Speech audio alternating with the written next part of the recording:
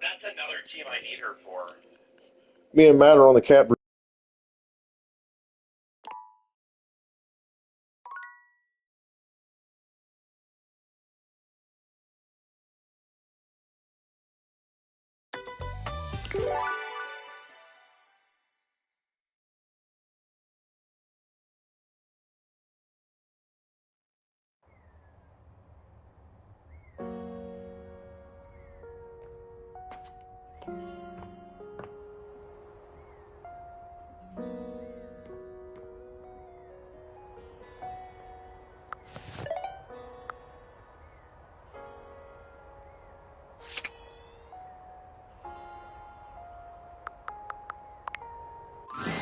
Ooh, coming in hot. What you got for me this time?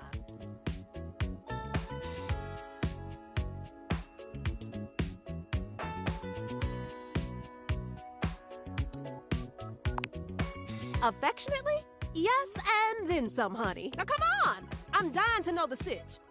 You've got those urgency eyes. So, what's the deal? An animal emergency? Ah, honey, why didn't you open with that? Who's in trouble? What do we need? How can I help? Give me answers. Phoenicia's fingers are flying across her virtual keyboard before you've completed your thought. Already typing something up as... did Mateo give you any helpful info I can put in here? Anything eye-grabbing? We need some cute buzzwords to get things' attention.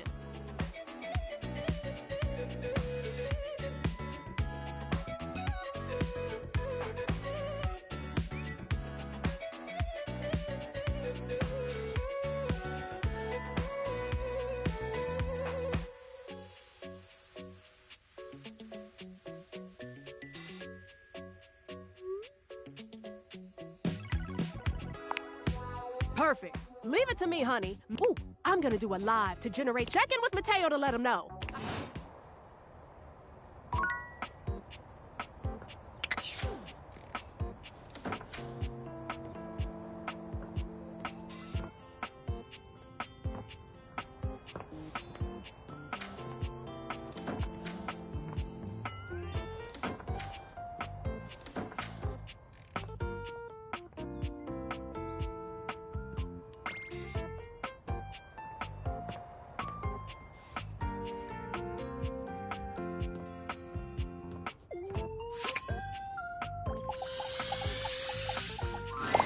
Mateo tends to a group of... Just a few more and done. Oh, what a good girl, Damas. Que bonita. I bet that feels better, doesn't it? I know you're a Notweiler, but that snag on your tail was getting ridiculous.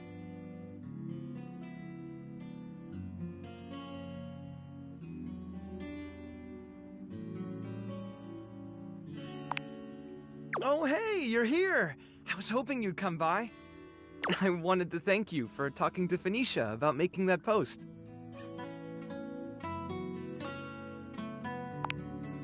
Hey, trust me, that was a big help. We've already had some visitors stop by because of it. I even talked to a few things who said they saw Davy recently. Hopefully, if we can figure out where he's been, we might be... Oh, that's right, Chiquita. He'll be back before you know it.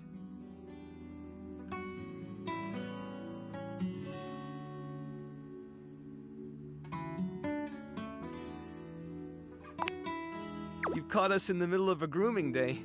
Everyone's been a little stressed waiting for Davy to come back, so I thought a bit of pampering would do us all some good.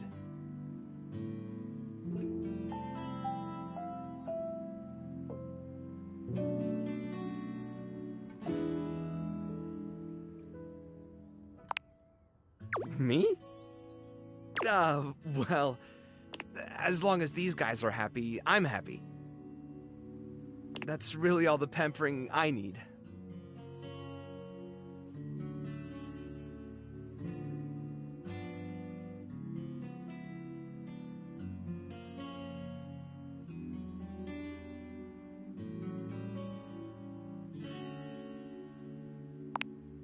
Mateo's eyes widen as realization dawns on him very slowly.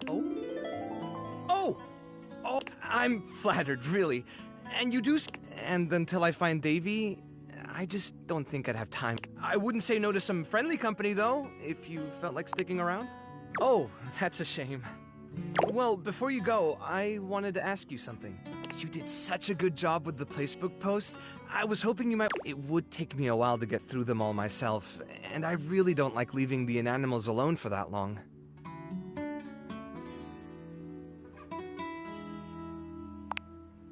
Great!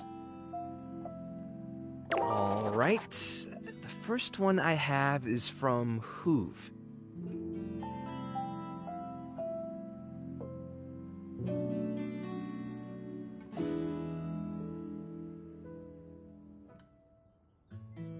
He said he saw Davy sniffing around the laundry room a few days ago, right around the time he first went missing. Let me know if you find anything, okay? And really, thanks for helping.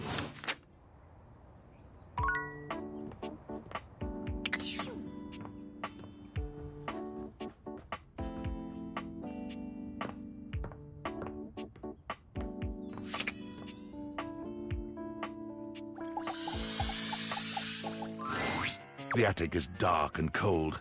That's to be... Then again, it might be more accurate to say that Bobby's company has them. Listen here, you little worm. You think you can just slither into my attic and start helping yourself to my real estate? No, No, mistress. No, mistress. No, you spineless, pathetic little pin. Nothing happens in this attic without my say-so.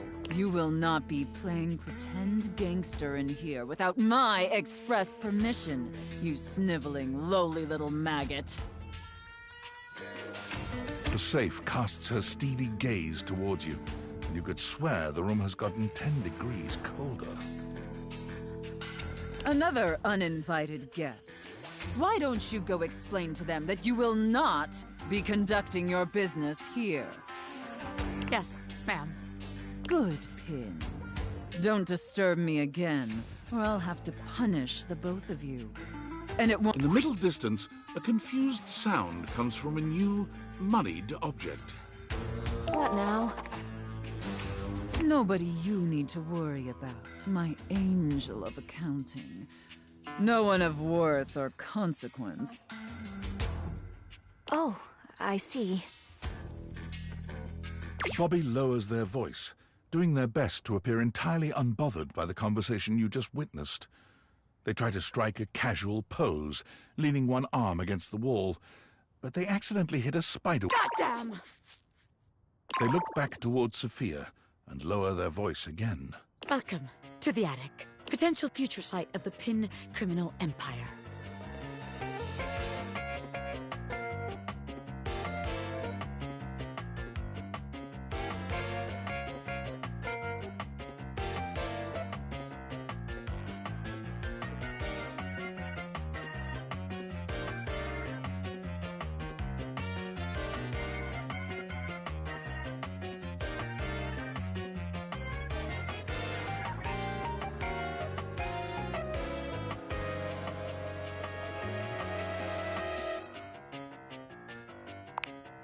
I mean, there's room for a gangster anywhere they can fit in, baby. Bobby Pin makes a way where there ain't no way.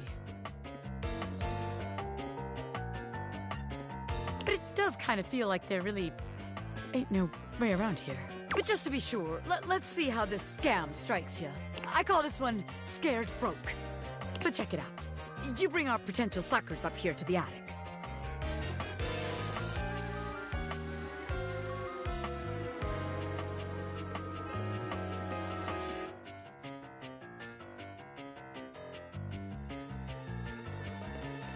They think they're gonna have a meeting with me, the big boss.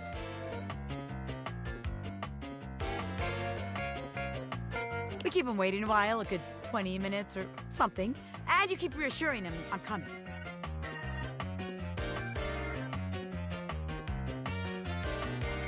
I sneak up on them, scare the shit out of them.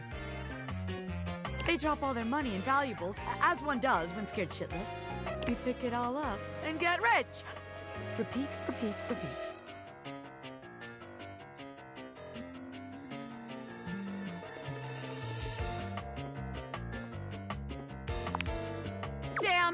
I never thought about that. Guess that's not gonna work, is it? Bobby looks around the room, as though desperately trying to source some inspiration from somewhere. They fold their arms over their body, trying to keep warm while still trying to look effortlessly cool. The result is... Well, look. Maybe this time you come up with a scheme for us. Huh, recruit? This place is cramping your style, right? I knew it. No, this place just doesn't have what it takes to host the Pin Gang.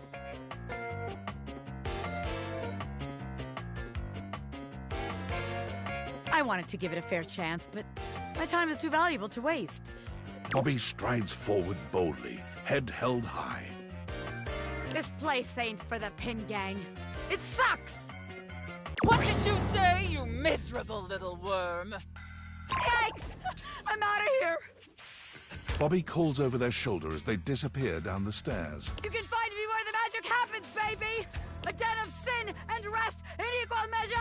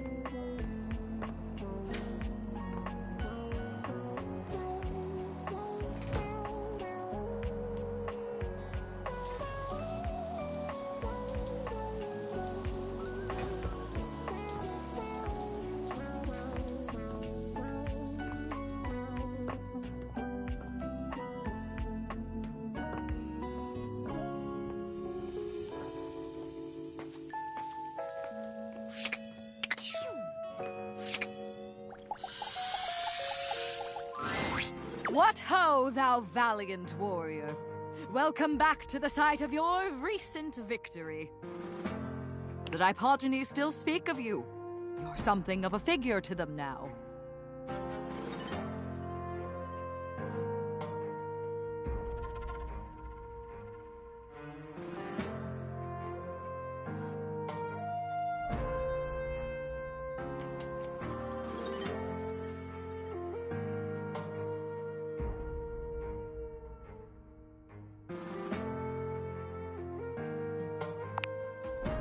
course. It is a rare thing to find an equal in battle. To be seen, to find, and treasured memories float inside my mind. An iridescent tide of sweet sensation.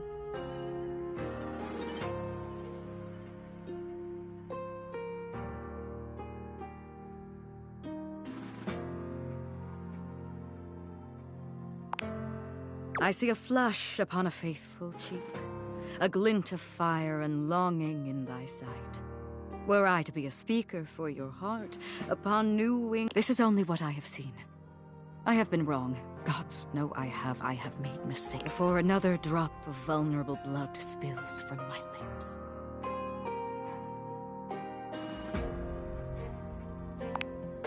Then shall we two by dreaming moonset lie, on beds of blooms, hollows of safety sweet, gazing through the heart, the breath, the eye, gift our depths and secret souls to meet. Come, my darling warrior, thou and I have...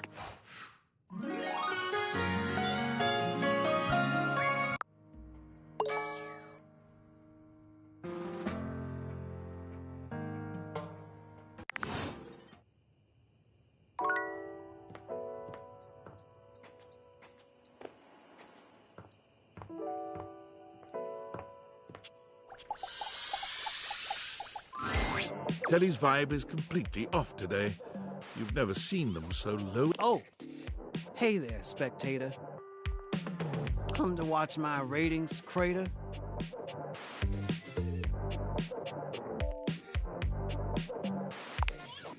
Well, don't mind my despair. Just pull up a chair. Or hell, do whatever you want. I really don't care. I'm fine. I'm primo. Now, can we just go watch a show, bro?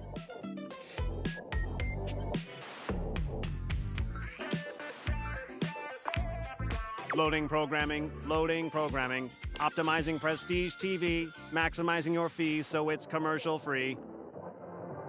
White knuckle thrillers and serial killers and endless ads for painkillers and...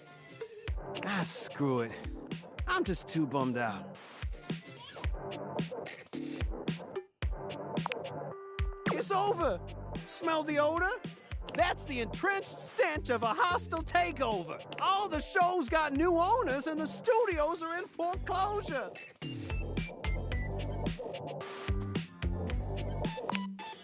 It's all that and worse.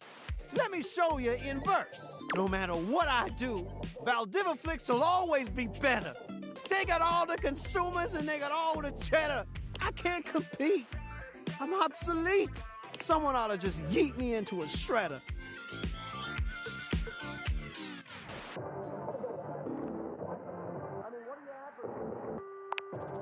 $5,000 channels, 15,000 shows, yet no one wants any of those. When I was at the height of my powers, people would gather around me for hours and hours. They turn me on and waste a whole day. But between smartphones and streaming, I'm just fading away. Truth is, TV already died a long time ago. And all of us here, we're just basking in the afterglow. I'm not anything anymore. I'm no longer popular. In the end, all I am is an overpriced monitor.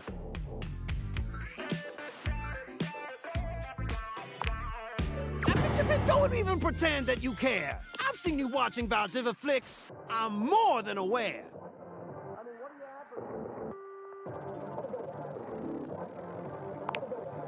Huh. Never thought about that perspective before, but I guess why stop the show when you can watch an encore?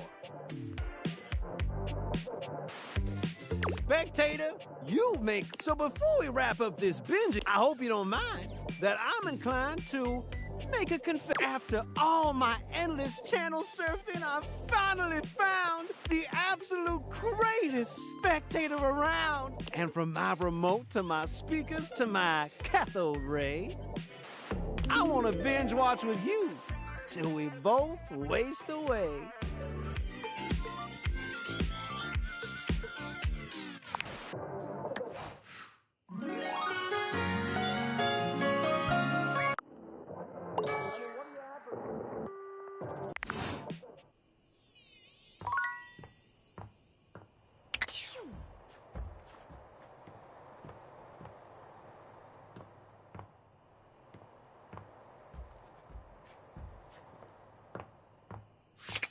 Come and give me a little snuggle, lover.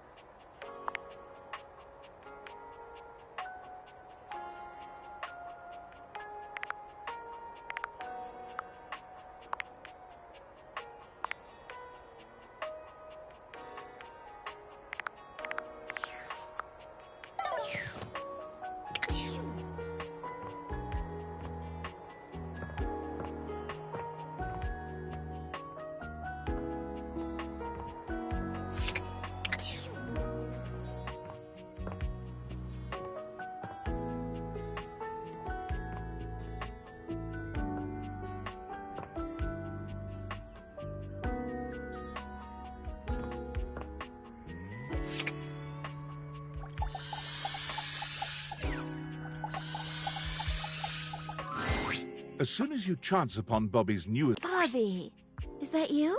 You know me? Little Bobby Pin. Look at you now. You've changed so much. Well, yeah. I'm not a little pin anymore, you know? No, you certainly aren't. You've really come into your own, haven't you? Why do you have to say it like that? I'm a grown pin! And beyond that, I'm a goddamn gangster! Oh, you certainly are. Look at you. She pinches Bobby's cheek, which really seems to upset them. Hey! Stop that!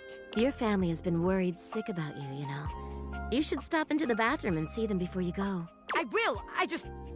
Wait. You know my family? Of course I do. They come through here all the time, you know, talking about their sweet Bobby. I knew you when you were just a little thing. One pin among many. Even then, you were special. Gangsters don't have feelings. But if I did, I'd be real touched. Bobby's gaze falls upon you. All right, that's enough reminiscing. I got business to run. I'll just bet you do. Take care, sweetheart. Yeah. You too. Bobby sits at the edge of the bed, looking unusually thoughtful. They pat the spot next to them, inviting you to take a seat. There you are, rookie. Have a seat.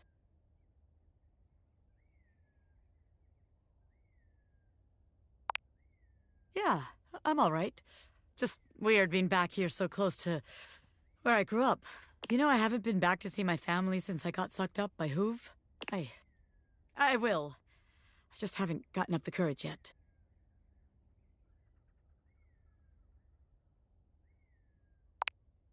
That's real nice of you to offer, but I gotta do it on my own. It's not about, like, who I am. You know what I mean? My family's always been real accepting. I think they knew I was meant for more than being another one of the crowd in there.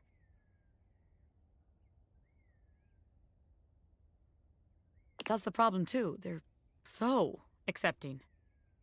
If I come home and I haven't made shit of myself, they're all gonna pat me on the back and ruffle my hair. They're gonna say, "Oh, our sweet baby Bobby, our angel. You're perfect just the way you are."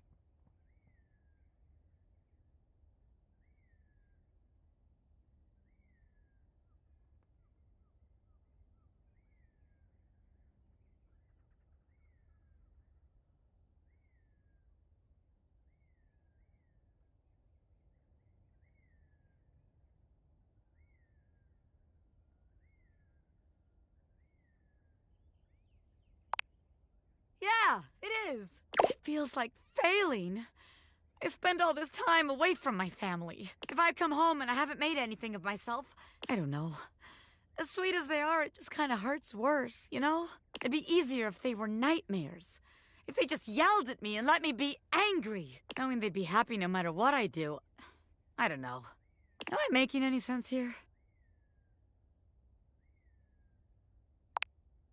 Well, if I don't, who will? How else am I gonna make something of myself? Nobody else is gonna do it. I want my family to be proud of me, not just cool with me. So I gotta be a little hard on myself. Otherwise, I won't have no kind of pressure on myself at all. And then I'll just do nothing.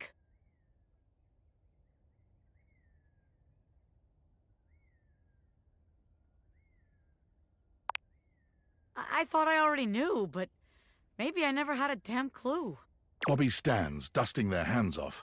From what, you're not sure, but they seem to think it makes them look cool. All right, rookie.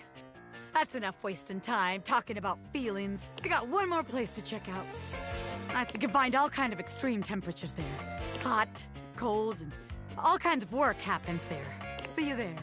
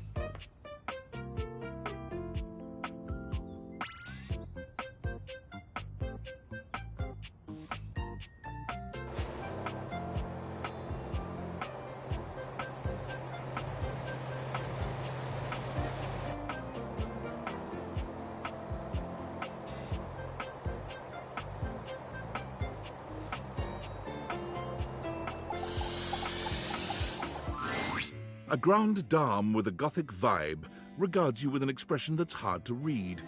She holds your forgotten, formerly trendy robot dog in her arms, petting him idly. Well, well, if it isn't the one who made me.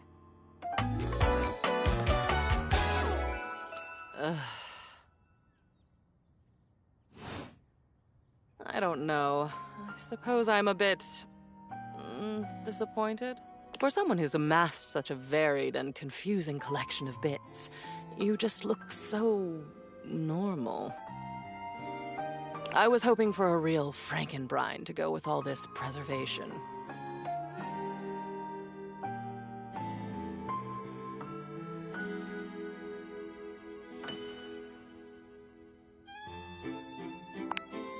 That you did, my darling. Can't you tell? I am the animus behind all of this stuff. Your stuff. All these boxes. All these memories stuffed up here in the attic because you didn't want to get rid of them, but couldn't think of anything else to do. One object, fine. Two objects, fine. But boxes full? You had to know that was all going to add up to something more substantial. To me. You lucky dog. All this time I've been in your house, and this is the first time you've come up to visit me. I think I'll make use of your presence, long delayed though it is, by holding your feet to the fire.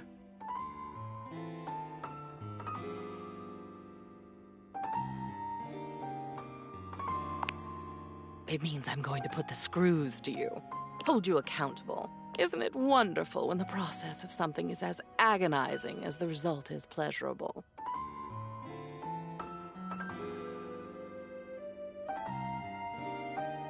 You should have done this long ago. For yourself, if not for me. At long last, we are going to go through all of this.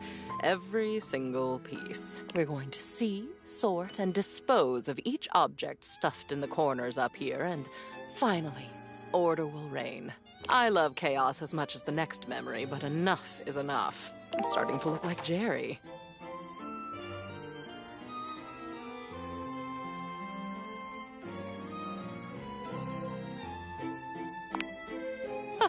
Oh no. You are long past the point of no return with me. I exist now, and I'll go on existing. The cleansing I'm demanding will simply mean that I can exist with some semblance of dignity. Though perhaps I shouldn't ask you to do this with me.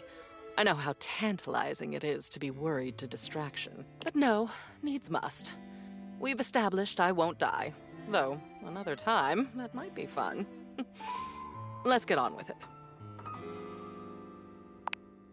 The first of your tasks for me is to gather Cam and Art, so that we might proceed efficiently.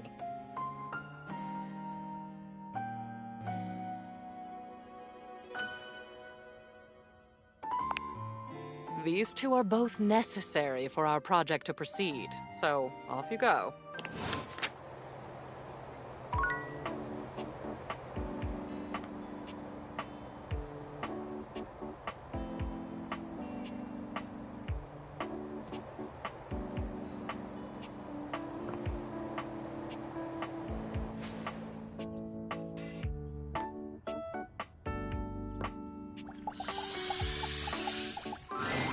A marble Adonis regards you with a critical gaze, completely unembarrassed to be wearing so little in your presence.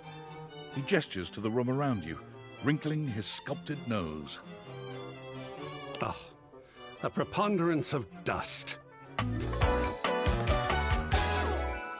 Oh. I'm so glad you're here. As the owner, the curator of this house, I feel this must be brought to your attention. Just look at that. The dust has created almost a cake-like texture. Makes it next to impossible to divine any detail or subtlety the piece may possess.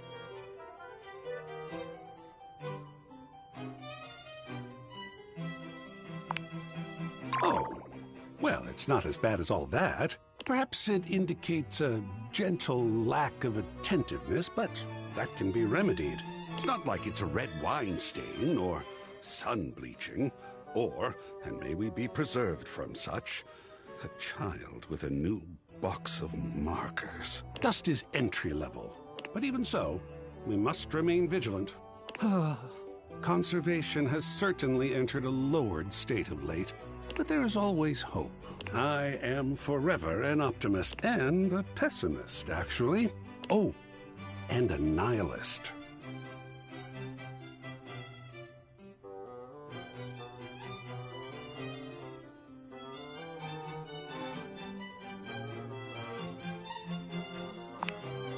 Excellent query. I am art. All and sundry, I am a towering intellectual achievement of profound psycho-spiritual. I am a wonderfully ridiculous and whimsical court jester to you, the monarch. I am a passionate, sensual bacchanal. I am a reckless, devil-may-care risk-taker. He sweeps his arms in a grand gesture, striking a pose that makes him look like the ancient statues he's modeled after. I am art. Sacred paint. I just love introducing myself. Wasn't that fun? Haha, yes! Oh, your enthusiasm is delicious.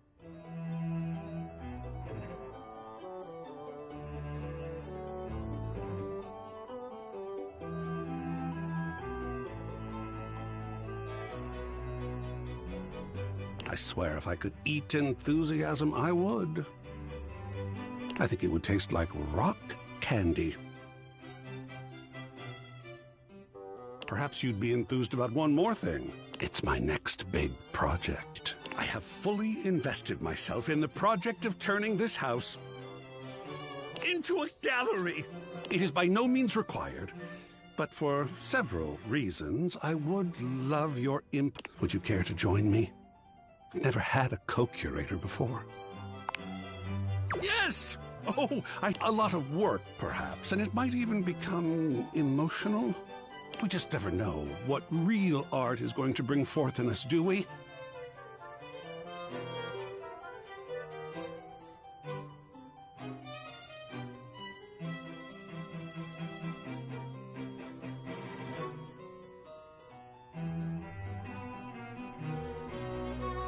Oh, secret paint, I love the journey.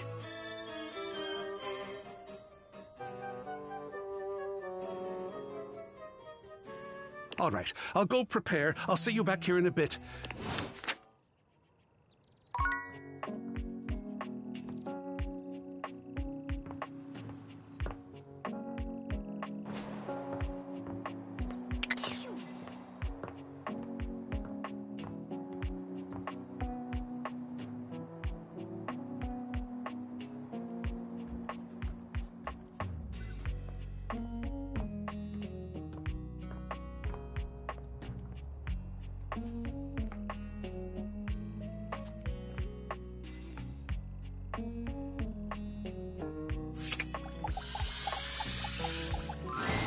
When you turned your gaze on your trash can, you were expecting shiny metal and black plastic. Damn it, you expected the garbage. What you weren't expecting was the handsome face, sculpted jaw, and delicate peaks of skin artfully framed by actual garbage.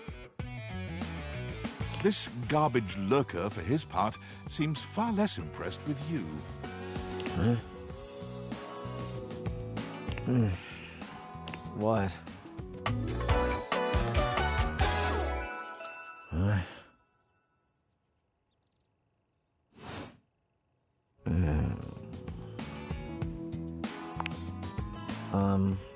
Things that aren't down, I guess.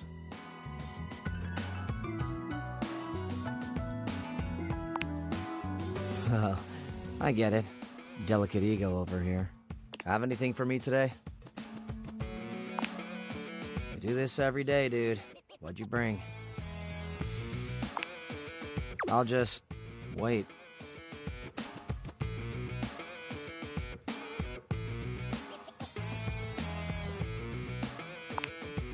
Sauce packet or not? Score. What kind of sauce? Bring it on. Day old Pinto Fiesta, let's go. Nice haul. I'll take it.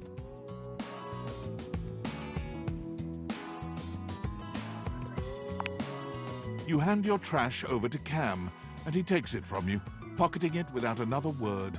And you're still here.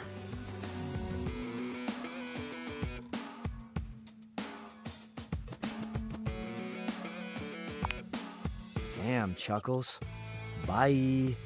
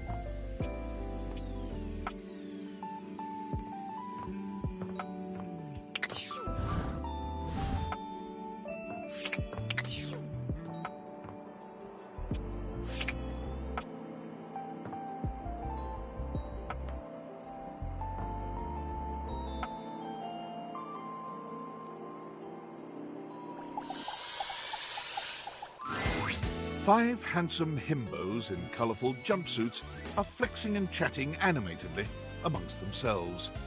When they notice you, they begin to buzz with excitement, all speaking in rapid-fire sequence. Yo, check it!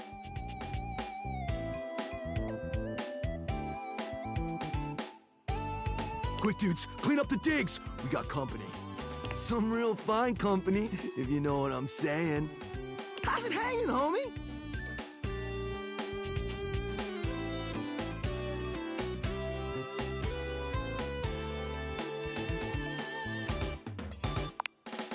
Word. Oh, that's facts, amigo. Well, what are you waiting for? Slide on in here and take a load off. And, anything else you want to take off? Welcome to the Extremist Dojo in the pad. Oh, yeah.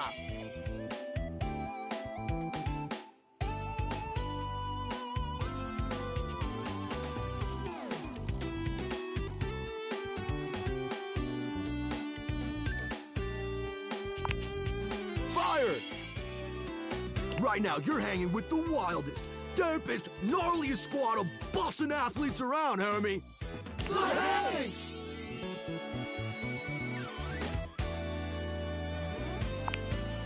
Yeah. We're the Hanks!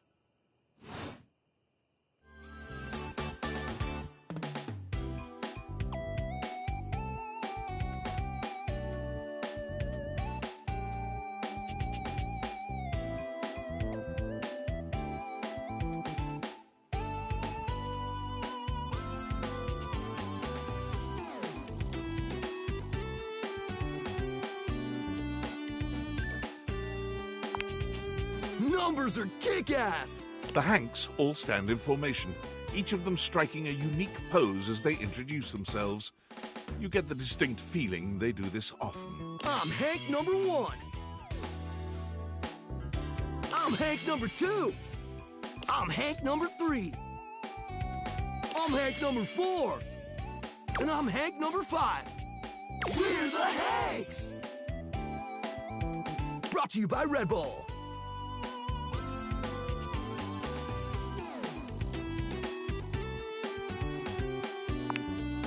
Cool!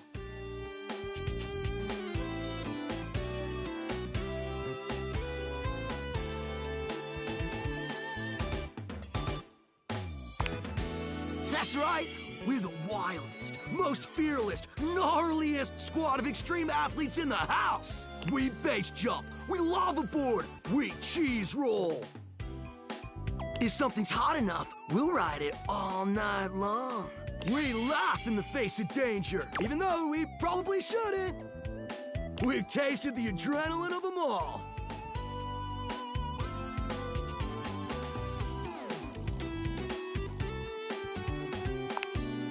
Hank gliding! It's like hang gliding, but with us. We're the Hanks! Oh, we're way beyond junkies, hot stuff. It's legit insane. But no cap, we live here with you. We're Casa roomies, amigo.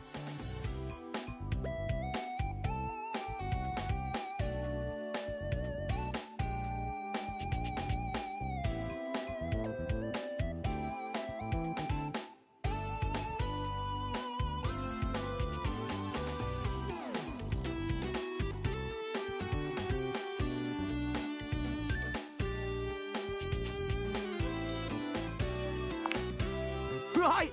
Life's way more kitschy with friends. Or friends with benefits.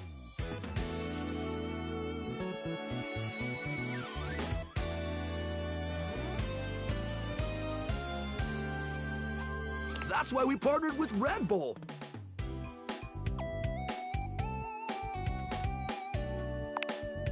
Red Bull's our sponsor, brah!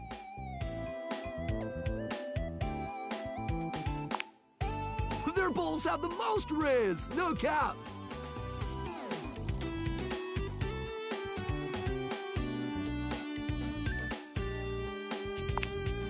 And they're not just a sponsor, they're our fam. They fuel our adventures. They provide our wicked gear, get our exploits killer exposure, and provide the best medical support when things get gnarly. Let's be real, they do get gnarly. If by gnarly you mean dope AF.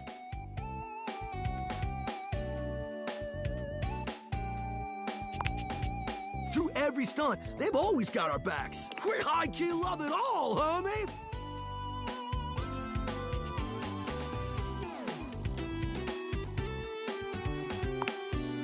Yep, a broski always prepares. You never know when a ripping thermal or base jump opportunity's gonna come your way. Yeah!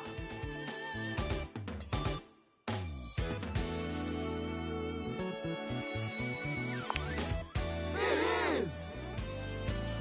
Speaking of which, we were just about to head out for a little hang gliding. What do you think? Wanna come? It high-key slaps, homie. You in?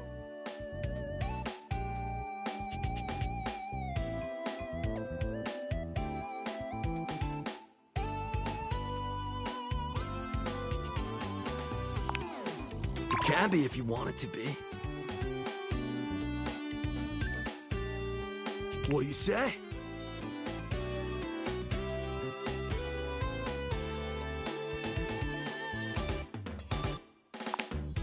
Sweet! You're one adventurous spirit. We love it. Epic. Just remember to stay focused and trust the wind. And hold on to me real tight. Follow our lead, and we'll be shredding thermals in no time. Get ready to soar, house homie! Thanks! Away!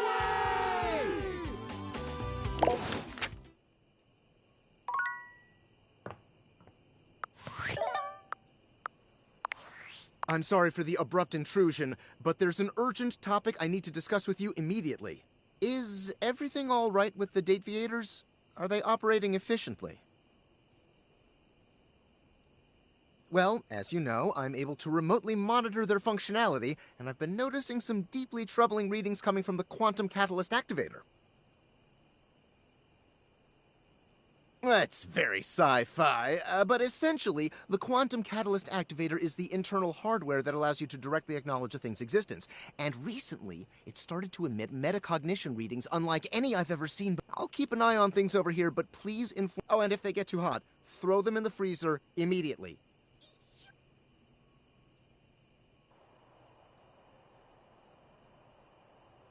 Sorry, it's not safe to talk anymore.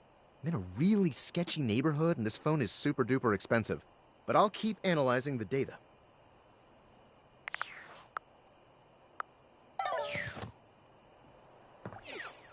Come and give me a little snuggle, lover.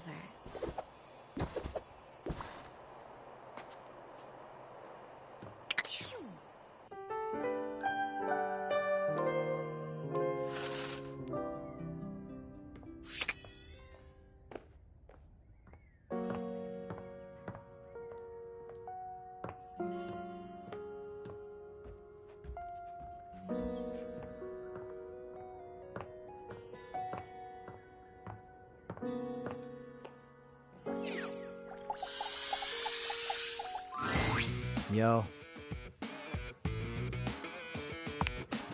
Okay. It appears that Cam is interested in helping with Lady Memoria. Art is...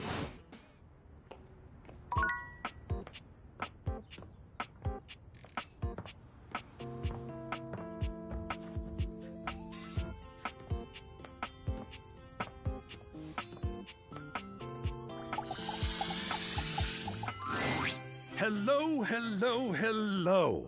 How are we today? What are we feeling? How can the wide world of artistic expression help you? Ah, dear Memoria. Isn't she gothic? I am such a fan. Let's go.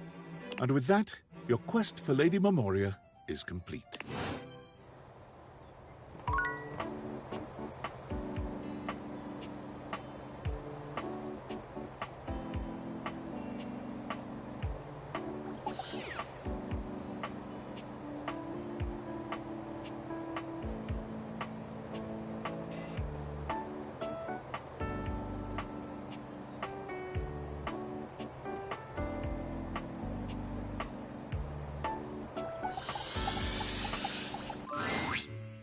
Gentlemen, and here you are. Excellent. How are you, Cam? Oh, you know me, Memoria. Yes, I do. Perhaps better if we answer that question in private, dear. And Art? I'm amazing. I saw a bit of green in the sky this morning. I can't even tell you. I almost fell over. I almost literally fell over. Fabulous day thus far. Wonderful. I saw that green too. Reminded me of a chemical spill. You both know what we're about here? The long-awaited cleanup has at last begun. Oh, sweet. Looks like I'll be scoring big today then. Not so fast, Cammy. I'm sure there are some treasures buried up here that would be better suited to my unique talents. There will be more than enough for both of you, I'm sure. There are years' worth to go through, after all. As long as it doesn't all end up on my plate again when the process is through, I couldn't care less. I'll keep it simple. I'll pull something, and you, my human darling, will decide whether it goes to Cam or to Art.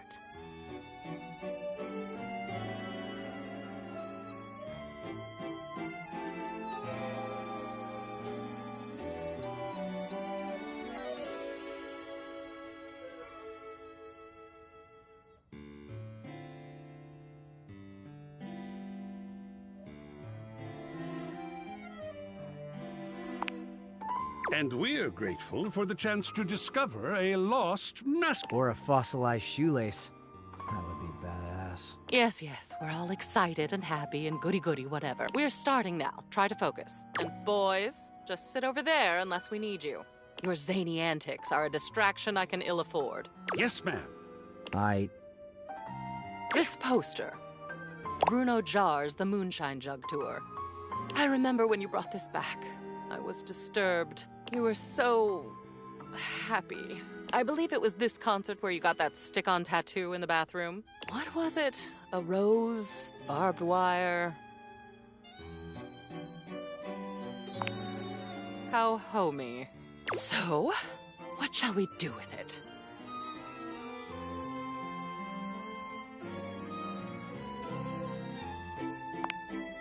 Excellent. Pop art with a story. I know just where to put it. Wonderful. Next. Another Bruno Jar's piece. This is the album itself called Moonshine. And it looks like you attached your tickets to it as well. How sentimental. Though I suppose if I'd bought scalp tickets at the door from a man in a red sequined fedora, I'd have kept them too. Don't think you'll be giving me that fantastic red shirt, by the way. Clothing covers no sins with me. What would you like to do?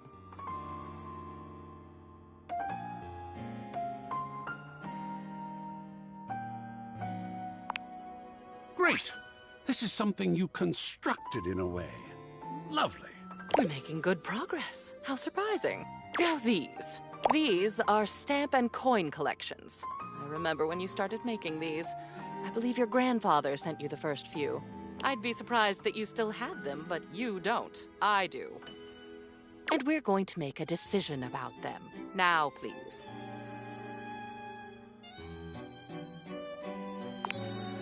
You're throwing away money?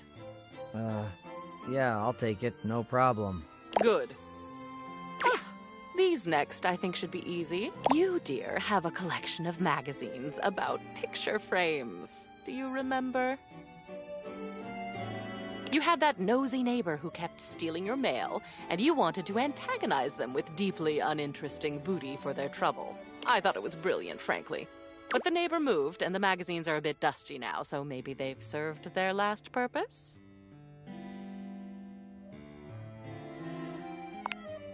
Excellent. Usually the only paper I get has pizza grease on it, which is also cool. He's so grungy.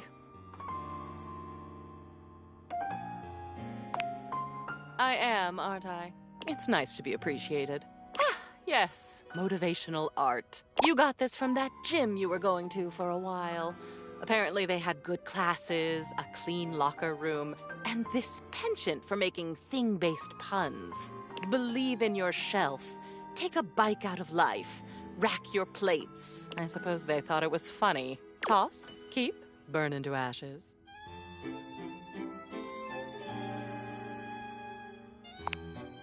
You've got it. I know just the wall for it. Excellent.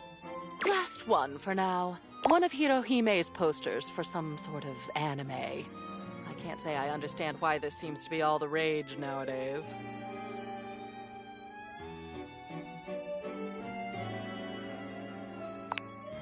I always thought it was a phase with you. What will you do with it?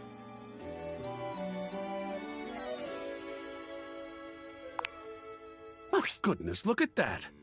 What an addition that will be to the collection, I think. Yes, won't it? That will be all for today. You have a lot more art up on your walls now. I do. Well done. I'm feeling better already.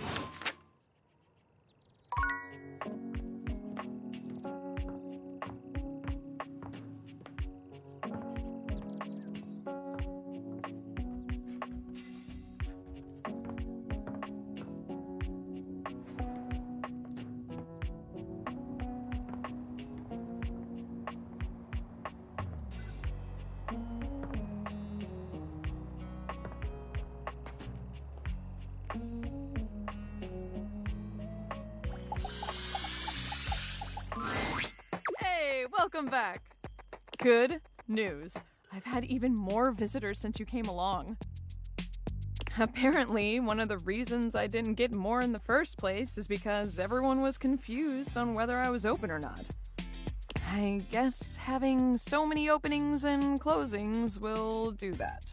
But once word started getting around about our special cocktail, I started getting more business. And I have you to thank. So let me pour you a thank you drink. What can I get you? Excellent! So, what'll it be?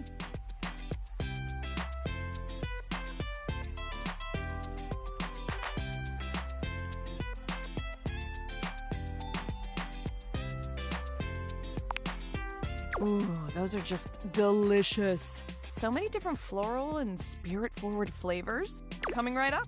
Beverly hands you your drink, smiling fondly at you. Of course. Thank you for keeping your word about coming back. How about we celebrate with more drinks?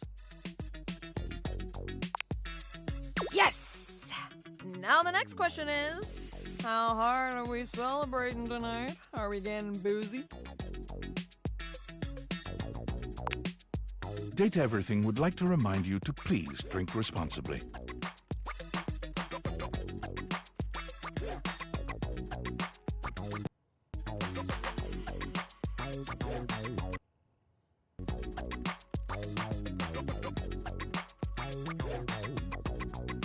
All right, let's get irresponsible in here.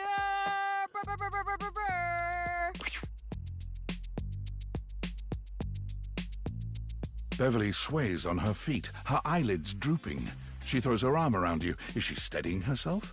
Or just that happy to be near you? You need to know that I love you, okay? Like, you're the best. I can't say that enough. You and me, we're soulmates. You're the best. You deserve so much better. I mean, why can't everyone see how amazing you are?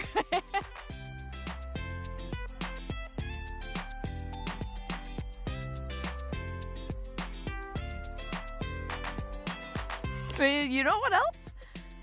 Why can't people see how amazing I am?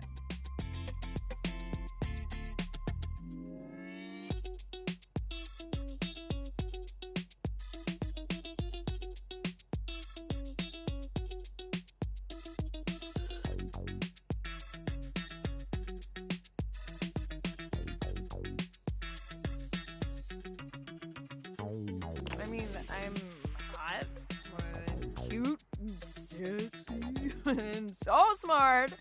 I think. Maybe not the last one. But I'm all the other things, right? So why does no one love me? Why is that? They won't even come drink with them. I mean, me. Who's him? Maybe it was someone that people actually like.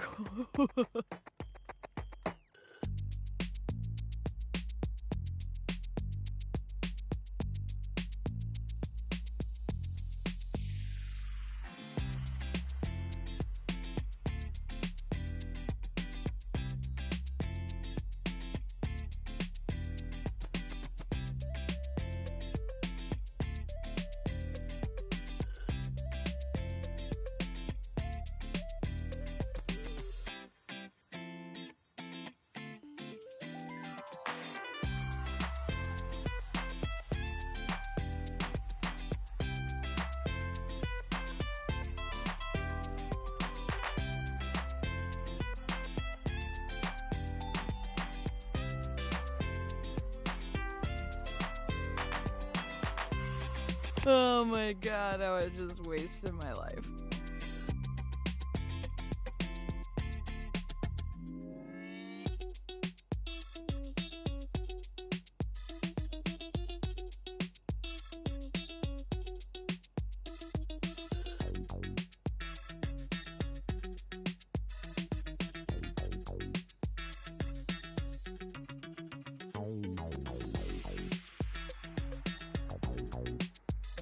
No. Oh, no.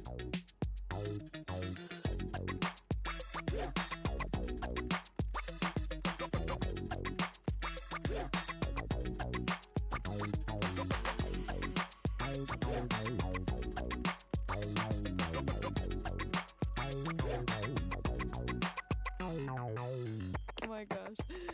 I have no wonder no one comes here. Beverly bursts into tears, ugly heaving sobs racking her body.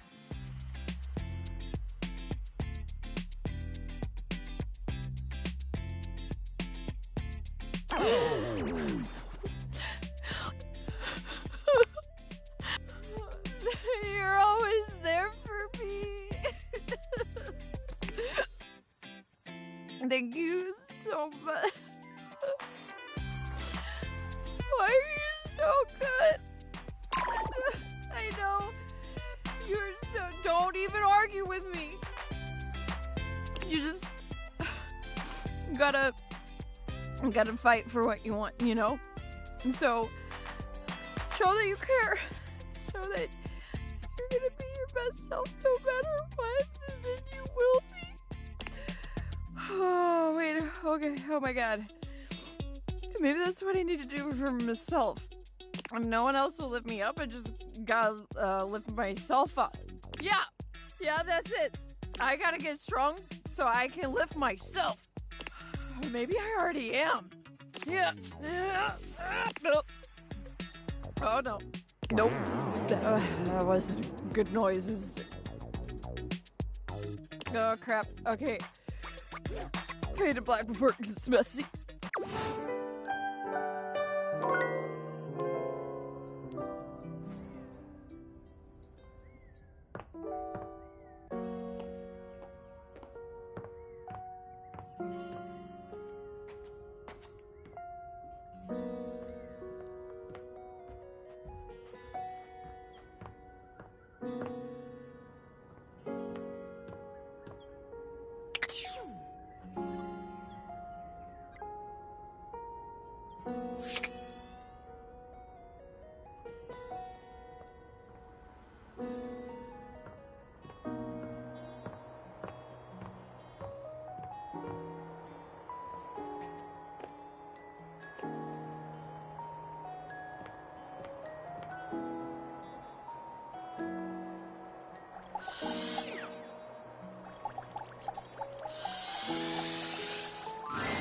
The very air you breathe has taken form. And what form? Ringlet curls and a barely there dress frame a figure that leaves you short of breath. She stares at you in complete silence, and you're suddenly intensely aware of your own breathing. It's more than a little awkward.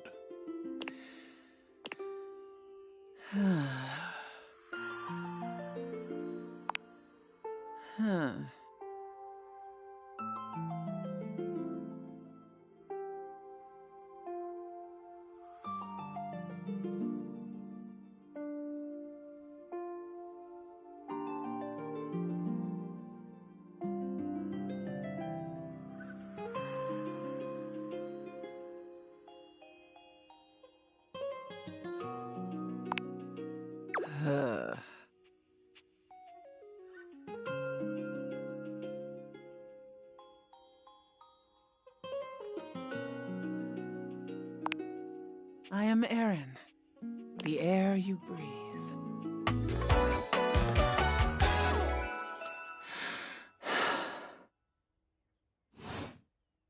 From the moment your existence was fiercely ripped from the great void, I have been there. During every breath, every heartbeat. Every chittering shudder that marks the high and low points of your life.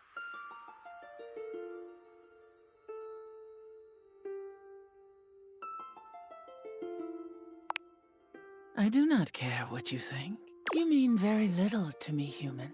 In my current state in this hovel, I am an admixture of several elements that provide your lungs the capacity to transport oxygen through your bloodstream.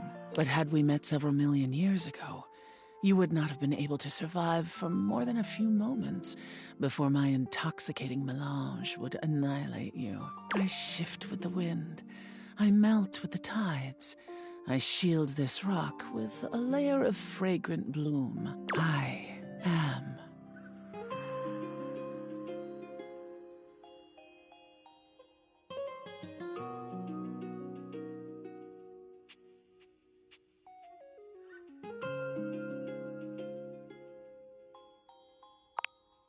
You waste your breath.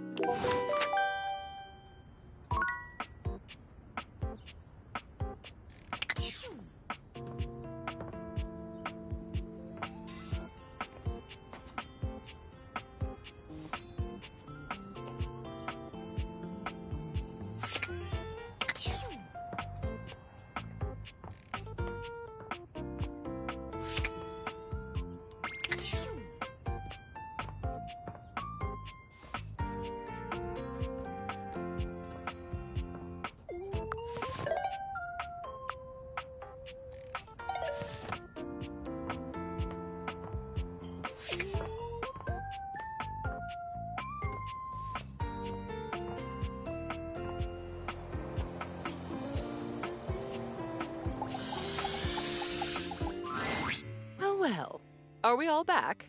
Yep, here. Just had myself a nice cold spaghetti lunch, so I'm fueled up and ready to rock. Oh, delicious. Where did you get spaghetti? Seems like the kind of question you don't actually want the answer to, doesn't it? Oh, Cam, you are so resourceful and energized, which I'm glad about. We have another full box to go through. We all know how this works by now, so boys, go to your corners. I feel like I'm getting punished in school. Dope. And you, Art darling, right up here, front and center. Don't worry, I won't bite. At least not until you ask me to. I hope our work this day will be a good one for Art. So, item 1. Chimneyland. Oh, isn't it macabre? Every time I look at this map, I feel like we're back there all over again. That one Halloween when you brought this map back. Those memories are so dark and so twisted and so... Oh, my. I'm losing control. I did not expect this process to be so invigorating.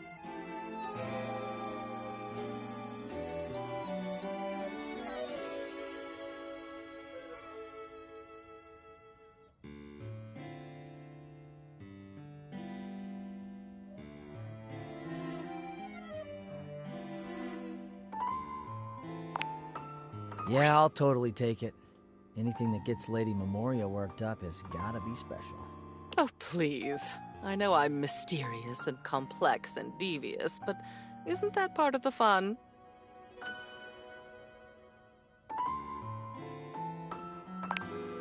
Well, there goes my conviction that no one understands me. Oh, yes. Funny sayings that people with no personality hang up on the walls. I think these were your nod to a fad that was going around.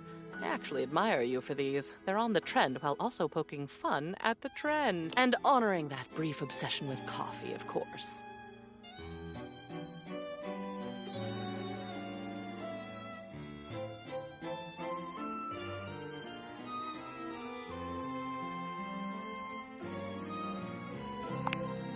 If the obsession wasn't, perhaps at least the art is. So, What does their future hold?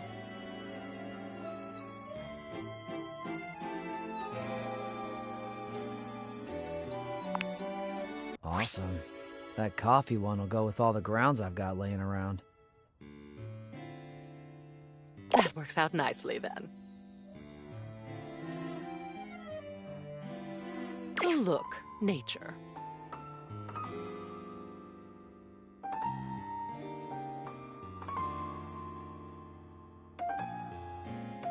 This is a real four-leaf clover. Dead, preserved, beautiful. You brought this back from your trip to the Botanical Gardens. You met a guide there who took you on an unofficial tour. Alex, I think you said. And Alex picked this for you, told you to keep it always, even though you're not supposed to pick anything at all. I remember when you walked in with it, you were almost floating. I'll bet you'd forgotten you still had this. What would you like to do with it?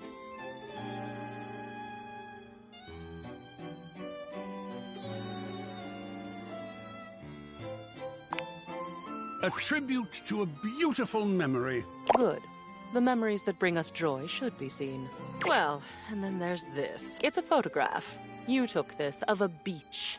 Of course, a hot and sandy one. Not of a cold and rainy one, which, if you ask me, is the only time that a beach is not a... I will never understand this fascination with beaches. But this one was special to you. Is still special, perhaps? It was a moment of great stillness for you. You took this photo to remind yourself of that moment when you felt purely happy, even if it did happen on a beach. So, what would you like to do with it?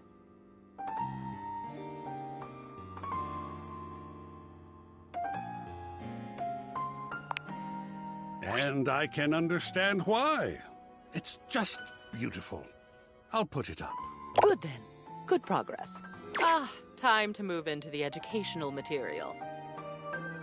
This was the manual for that microwave your parents gave you before you went off to college. It was in your grandmother's house, then your mother's, and then your dorm room, and finally your apartment. I have a memory of it being very reliable, very loud, and very orange. Apparently your grandmother taught you how to make cheap brownies in it. What do you think? Light reading before bed, perhaps?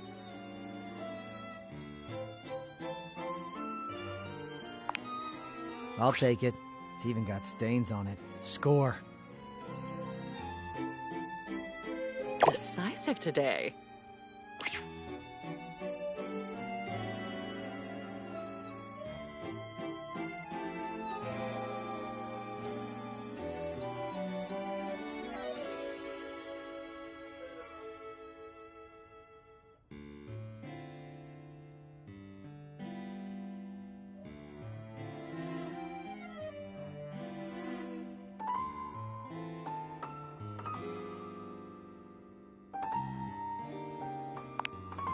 And aren't you good at it? Oh, I'm not usually one for adorable, but look at your parents. I don't know them, of course. I only know your memories of them. And when I look at this photo, my darling, it is a good memory. What would you like to do with it? A fine selection. I'll put it somewhere prominent. Lovely. That ends our day's work. It's nice to see so much of me up on the walls now. A good day. Now shoot, one more day like this and we'll be done.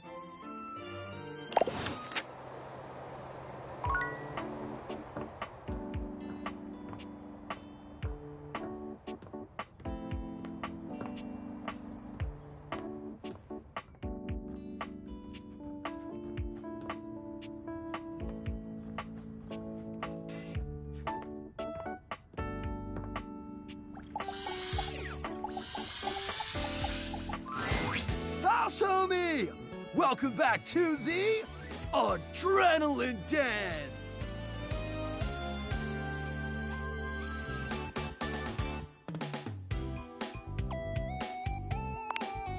And it is our pleasure to welcome you back. Our pleasure for Hey, what do you think of the new branding? We just named it. Do you like it? Is it in a mood? It came to us in a dream. You were there too, but you were wearing a lot less.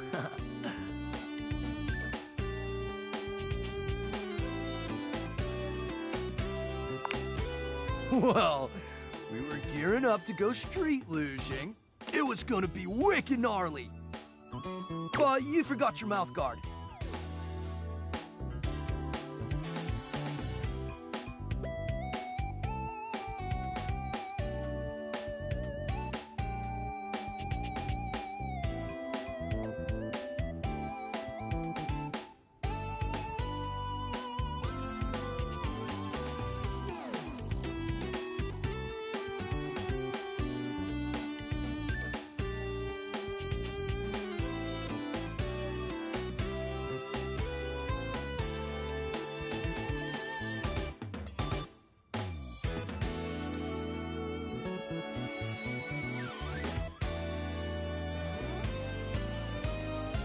And all your clothes. Peg number 3 found this very sexually arousing.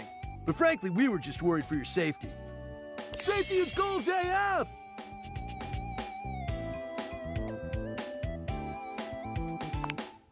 Anyway, give us 2 minutes, would you? You caught us right in the middle of visualizing success and some other slightly naughtier imagery. We sit and do it for 37 minutes every day. It's tight, Broseph! Ah, meditation!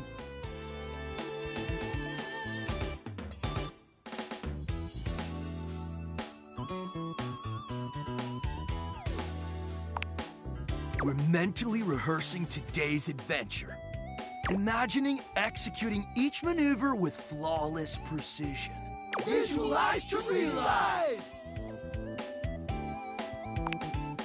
We're going windsurfing! Yay!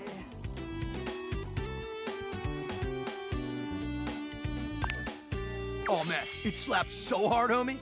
We're gonna bring our sailboards down from the bathroom. Ask Jean-Lou to hit a flush. And let it rip! Boom! Instant sailboarding! Wicked! Oh, for sure. Honestly, it's also a little dangerous, but just the right amount of dangerous. Oh, yeah! Listen, Red Bull always makes sure all of our adventures are exhilarating and epic. And above all, safe. Always safe. Super safe, fam. No cap. Yeah? Tell that to Hank number 6.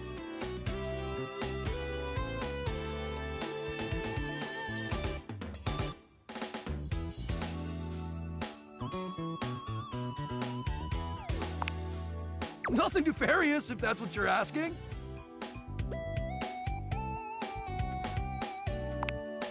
Anyway, enough about that. What's important is, are you gonna be joining us on today's epic windsurfing activity? Are you? Wicked tight! Just remember to stay low, feel the wind, and ride those waves. Ride them like you really mean it. Let's go shred it up, dog!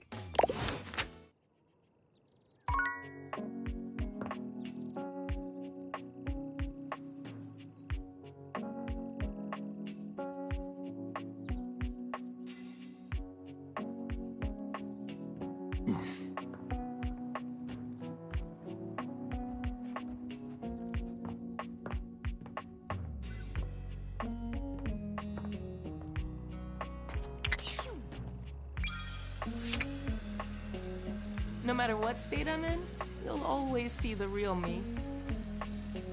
No matter what state I'm in, you'll always see the real me.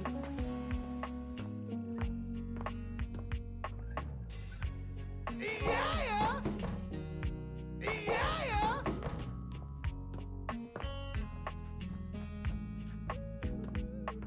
Come and give me a little snuggle, lover.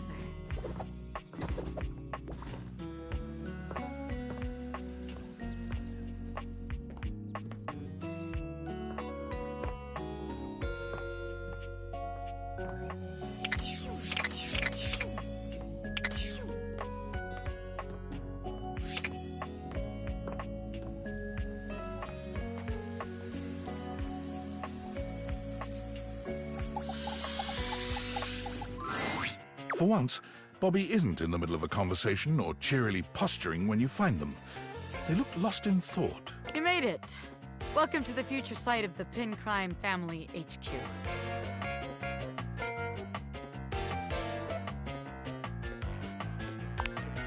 I'm alright, Oh, hell. I guess there's no point in pretending. I've been all over this damn house. I had so many ideas for schemes. But what's the point? This is a house, not some bustling metropolis full of suckers. We all have the same shit. We all share the same space. You can't share space with your suckers. That shit is awkward as hell. You know, I spent all my time locked up thinking about all the ways I was gonna make money, all the ways I was gonna make my family see I wasn't just little Bobby Pin anymore. I was gonna be somebody. Now that I'm here, I don't even know what the hell I'm supposed to do with myself.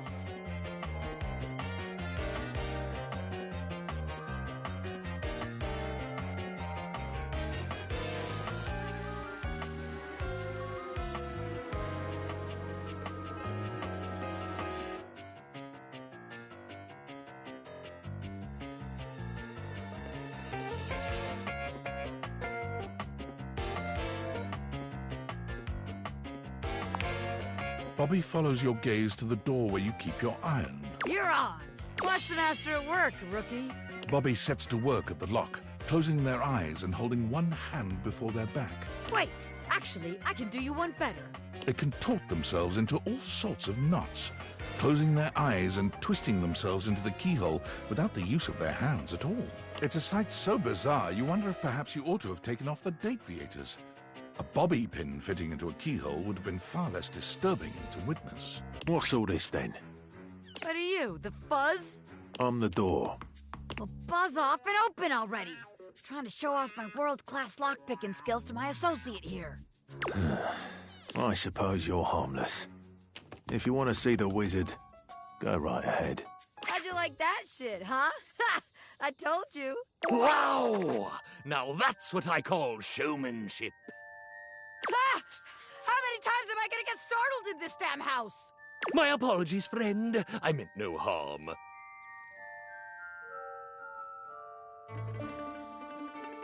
I only wanted to commend you for the commensurate showmanship you showed there.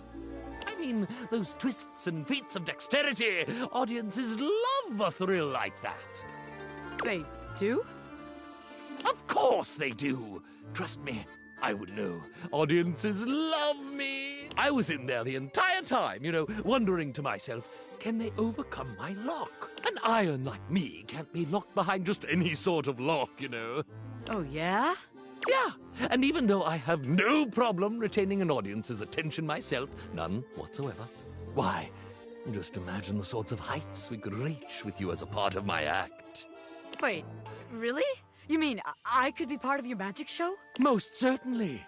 Just imagine it. You and I pulling off daring escapes. Me, the world-famous magician. You, my bright-eyed young assistant, pulling in the younger crowd. I could be famous.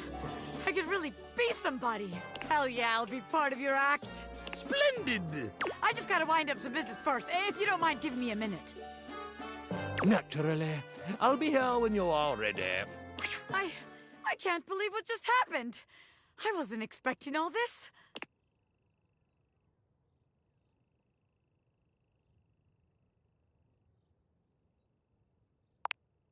Us?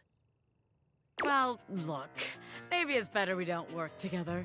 After all, it'd make the huge crush I have on you kind of awkward. Power dynamics and all that, The Pin Crime Family has standards, ethics. I'd have to submit all this paperwork to HR, What a pain in the ass. You're telling me you couldn't tell? You never felt that crazy electricity between the two of us? I was trying to stay cool, but I was gonna blow at some point.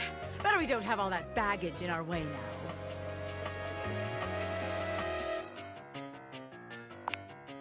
Of course it's not just you. This shit was mutual, baby. Anyone could see it. Can you imagine our suckers trying to let us scam them? Meanwhile, we're making eyes at each other the whole time? Disgusting.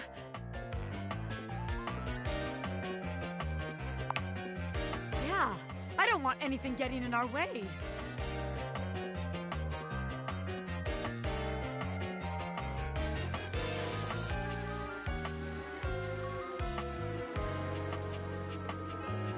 From here on out, it's me and you, baby.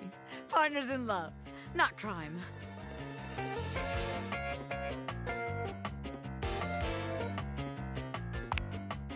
Bobby offers you their arm, and as you walk forward together, you're struck by just how good it feels to be partners, ready to support Bobby in their exciting new venture, and receive their support in turn.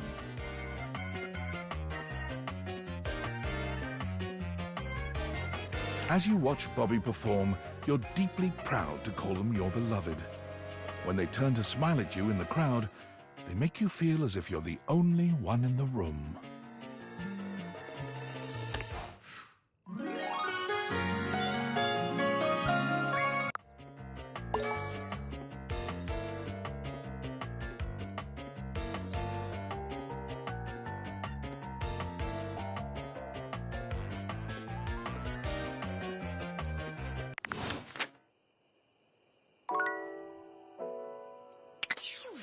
When you smile at me like that, I can do anything.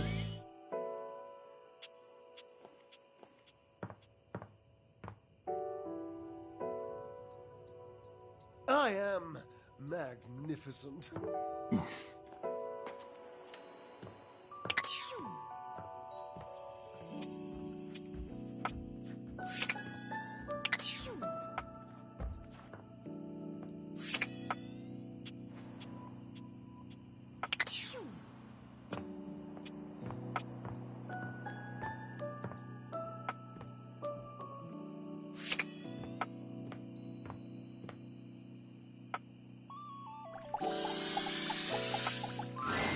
There's a presence in the room with you, you're sure of it, but you can't make anything out in the darkness.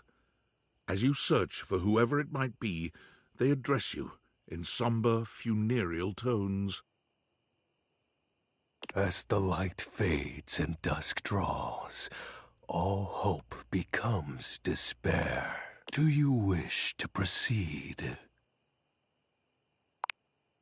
Is that so? Let regret not fill your heart then. Hark! For your greatest fears manifest in yours truly. A monstrous creature takes shape from the darkness itself, a terrifying amalgam of bones both human and animal, grotesque, clawed fingers, and seething, swirling shadow. From brazen earth to the heavens most incorrigible, the shadows quiver, the shadows quake and quail. Light has no purchase here. For I am XXX Shadow Lord 420XXX. See you.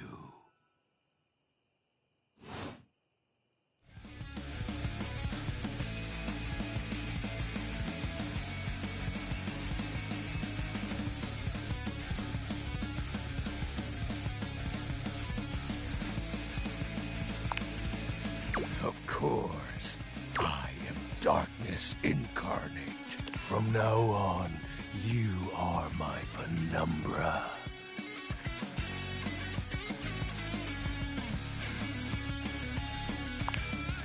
Do you? I am the Umbra, the darkest core. You are the Penumbra. My companion acts in shade, like an outer shadow cast from an eclipse. You're welcome.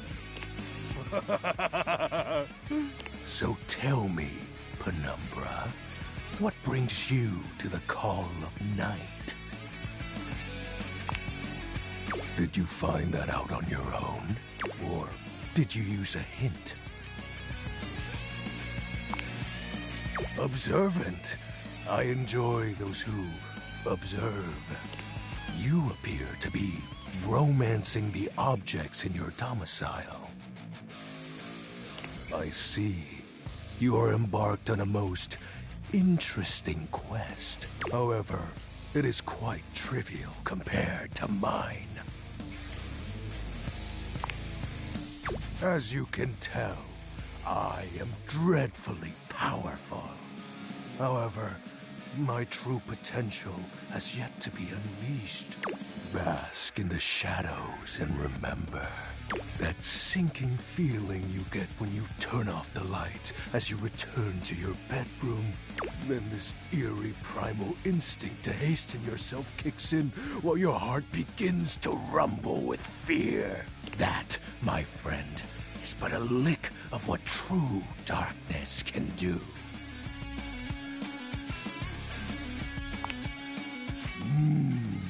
You help my power grow. But with that said, I'm afraid to say my power is waning. If not for your summoning ritual, I may be. Nay, such thoughts are wasteful. Anyhow, I have been waiting in the abyss in search of a companion.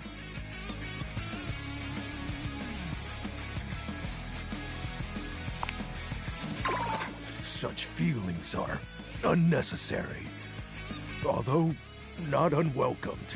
You see, the essence of darkness must be discussed before obtained. I have been waiting for eons for a worthy conversational partner.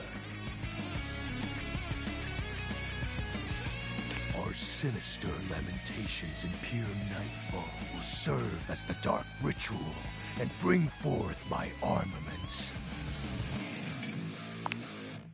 My armor forged from the shadowy depths. Think of them as parts to my true self. However, I have long lost them back during the Great Cataclysm. Naturally, but I am equipped to ease your wandering mind. Know that even this discussion will feed into our dark search. What troubles you, my penumbra?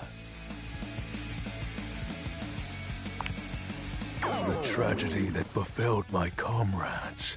Before, it was a peaceful time. My fellow denizens of the dark and I conversed in the shadows. Then, suddenly, a great power beyond any of ours divided us. I have not seen my allies since, and at the same time, my armament was lost.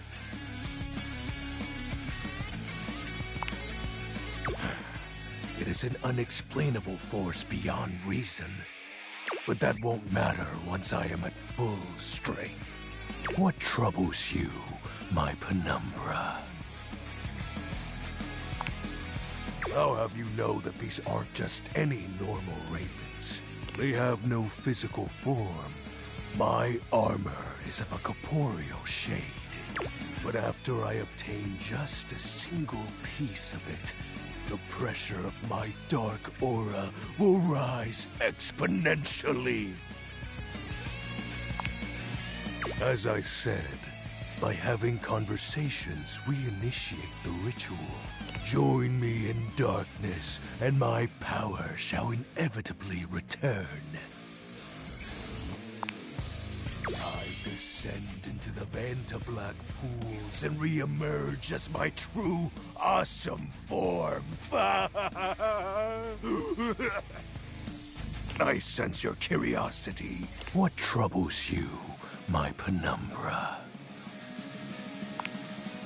While it may appear childish, it is a title that bears significance to me.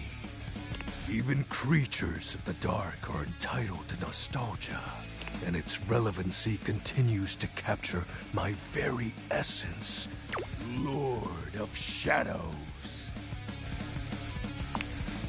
Oh, signature embellishments. You'd be surprised how popular of an identity Shadow Lord is. Can't just have anybody proclaim they are the true Lord of Shadows, which is why I leave my mark as such. Shadow Lord falls silent for a moment, as though listening for something you can't hear. He makes a fist, nodding to himself. Can this be? He spreads his arms wide, opening his clawed hands as if to receive something. Yes, the dark power begins to creep and course through me.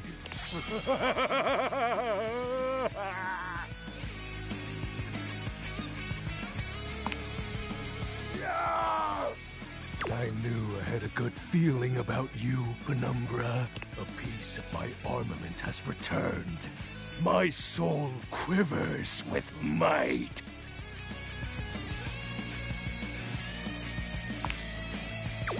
Oh, that's exactly the idea.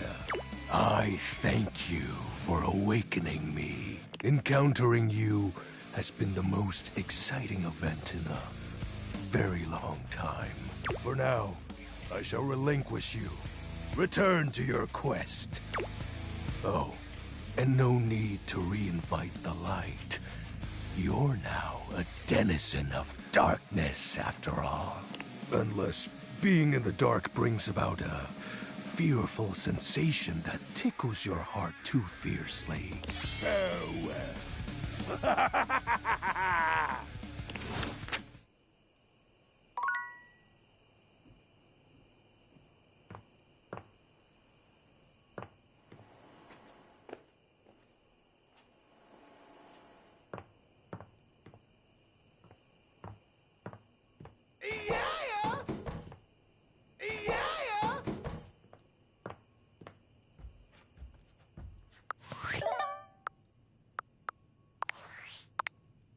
Champ, champ, champ! How goes it?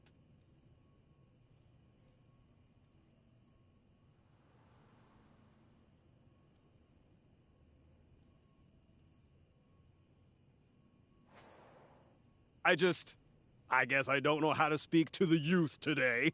Valdivian would like you to complete an exit survey based on your time here. How would you rate your time with Valdivian?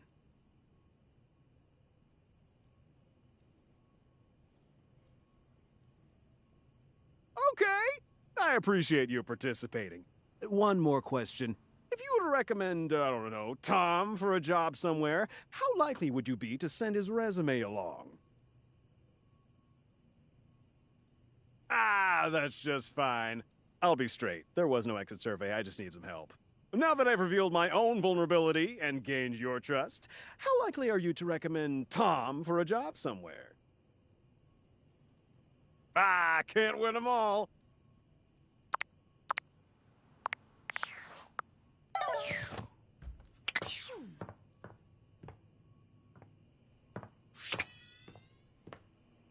Come and give me a little snuggle.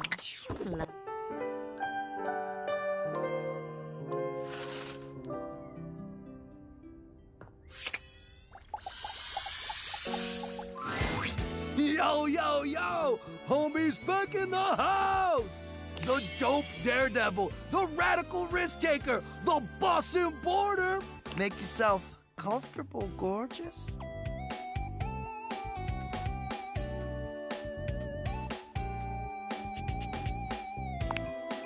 Right? Isn't the adrenaline so addicting?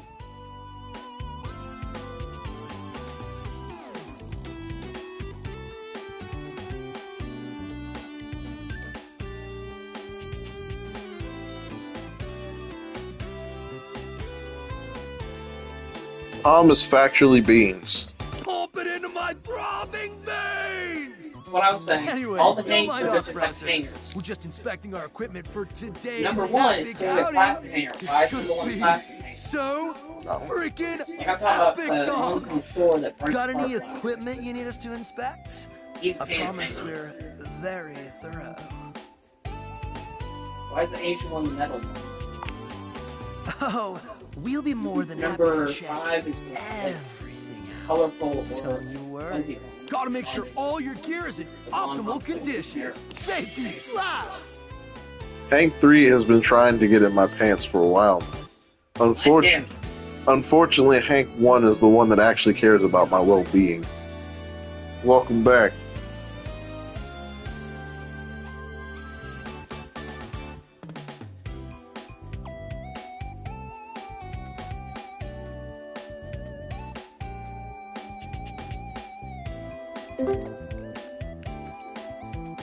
I can put this back.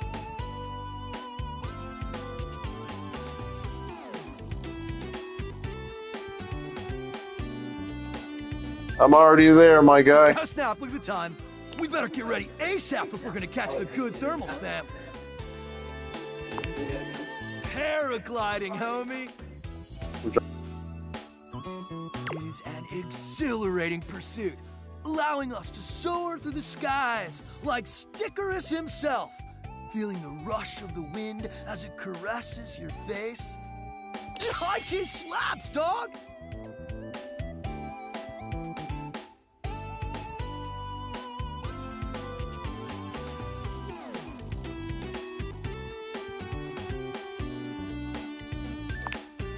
It's gonna be totally worth it, even though we might not all come back.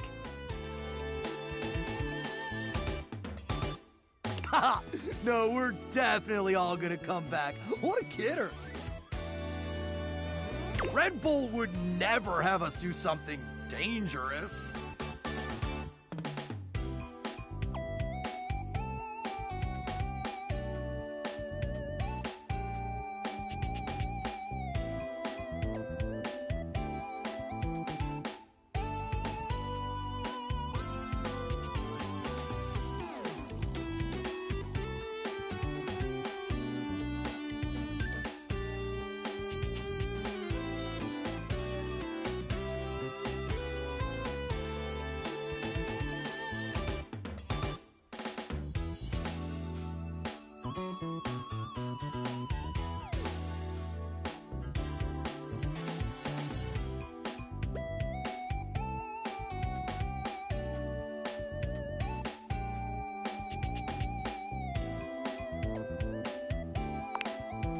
Man, don't listen to Hank's number 2. He's just a nervous party pooper.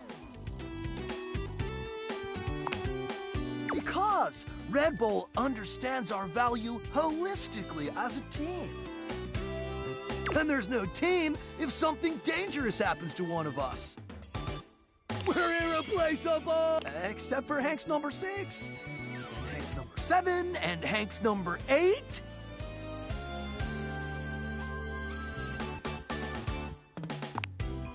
Oh, it doesn't matter, homie. You're focused on the wrong issue. Gotta stay focused, brah. Look, we don't know what kind of Discord you're trying to set up here, brah.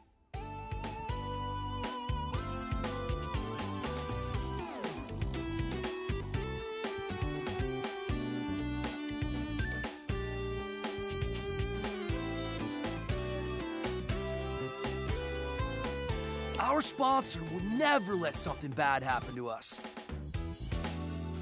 Because they value our individual contributions to this team. Well, they value something. You get what we're spitting, dog?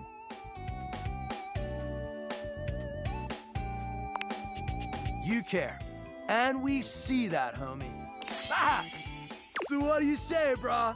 Gonna come paraglide with us? Or sit it out like some kind of lame-o? Let's go! Make sure you're totally pumped and ready to push yourself to the limit! Forget your fears and let the rush of adrenaline fuel your flight!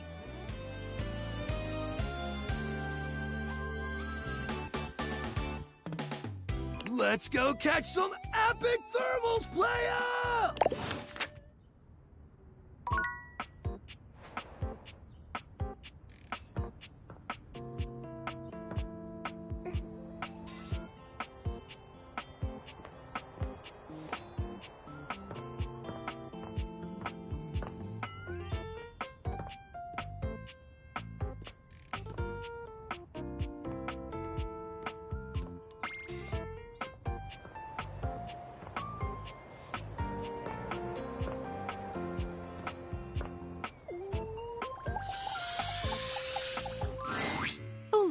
A fantastic red shirt. If only you were a Toreador.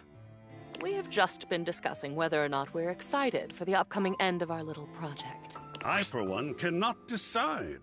On the one hand, it means we will have completed the piece. And there's something wonderful about that. Something wonderful that we've worked on together. What we've created couldn't have been created by anyone else at any other time than by us, right now. On the other hand, we won't be in the midst of it anymore. And that's... there's so much sadness in that. I think that I'll miss you all. I'll miss this.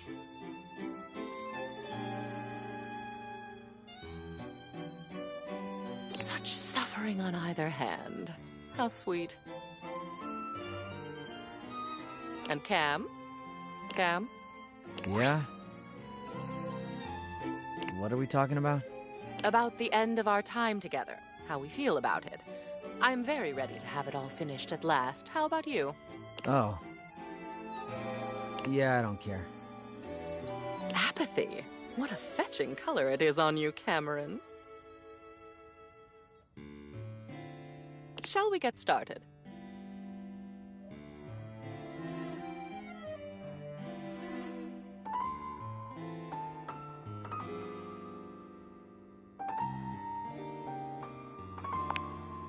Aw, just when I didn't want a friend. I'm ready when you are. All right then, on we go. Oh, I was wondering when we were going to get to this one. This is a photo. It's a darling photo.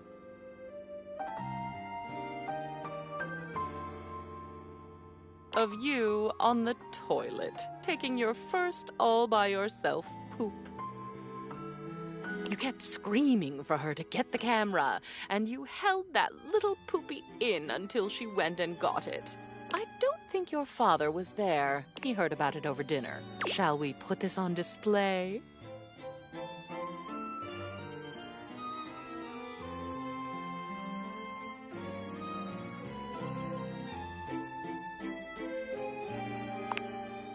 The artist putting his own shame on display.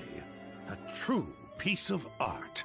Just make sure it's got glass art, not just a frame. Splatter and all.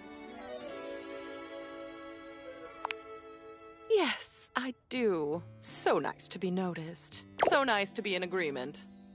And it looks like we're on a roll with your childhood. Spaghetti was just not your favorite as a child, was it? Those noodles look really familiar, actually. My, what an amazing expression. Oh, look at those tears. What shall we do with this one? Love me some sketty. Wonderful.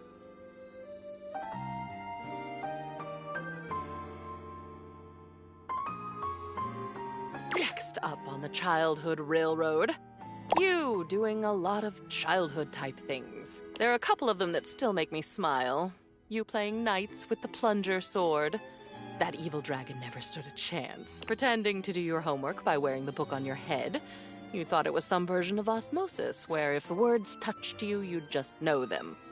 It didn't work, of course, but one can dream. Anyway, it's a lovely little collage. Oh, I agree. What is artistic if not our own life histories? Isn't he sweet?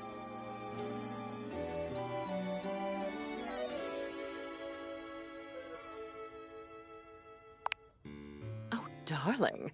Keep complimenting my sweetness and I'll show you my salty side. Oh, look. It's something you made. Your Plentio pasta portrait. Your teacher was quite a talented artist.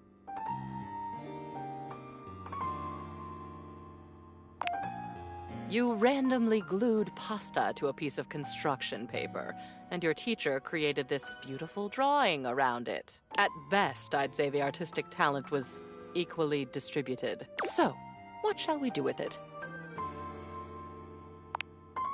Nice. I almost never get dried pasta. Only the gooey stuff.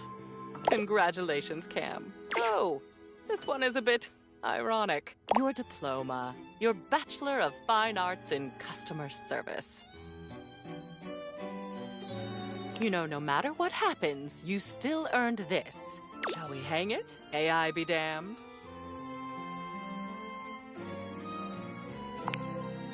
That you did. The art of an achievement. We are quite near an achievement ourselves. Oh my goodness. This is our last item. It's your graduation day from high school. We were all so proud of you. And look who else was there with you. It's Teddy. With you forever and always. What about this one? I know just where it should go. Excellent. This concludes our last culling, and you have done what I asked perfectly. Your walls are absolutely bursting with your memories. So much better than being bursting with them myself.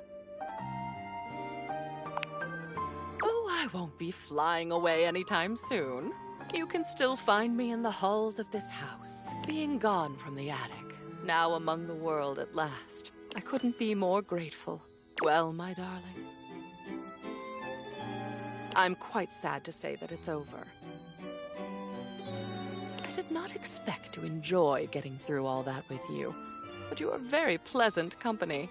And existing on my own now, unencumbered by stuff, I can't even tell you how good that feels. Thank you for making it possible.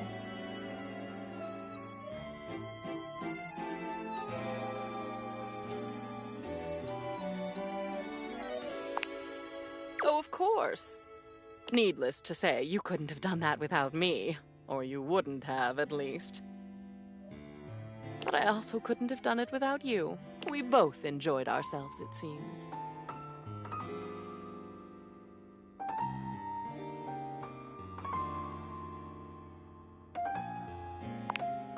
Oh, I agree. I didn't want to ask if you weren't ready. Where we've been is fairly tame compared to where we could go.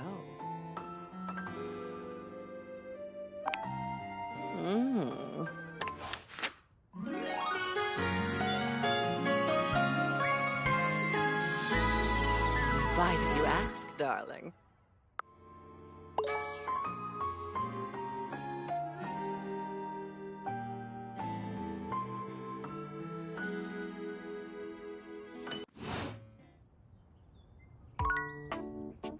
Are you afraid of the dark?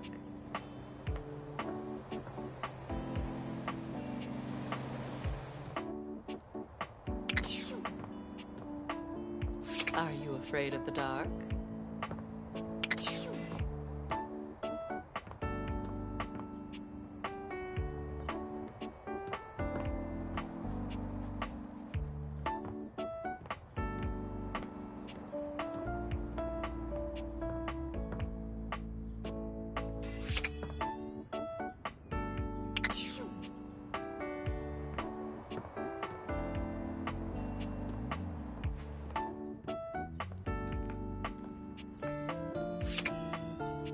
Smile at me like that? I can do anything.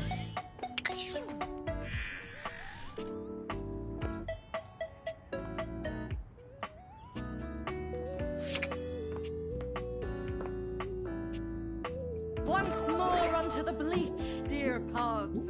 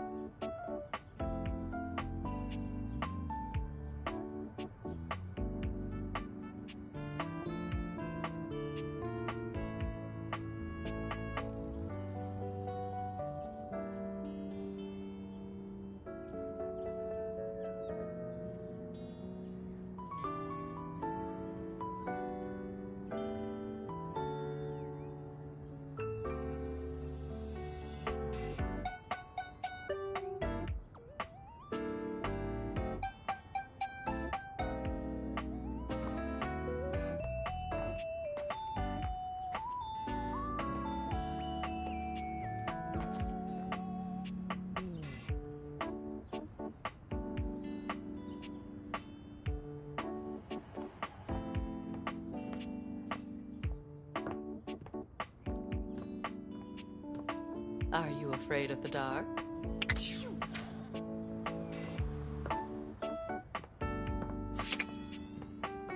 Oh, my love!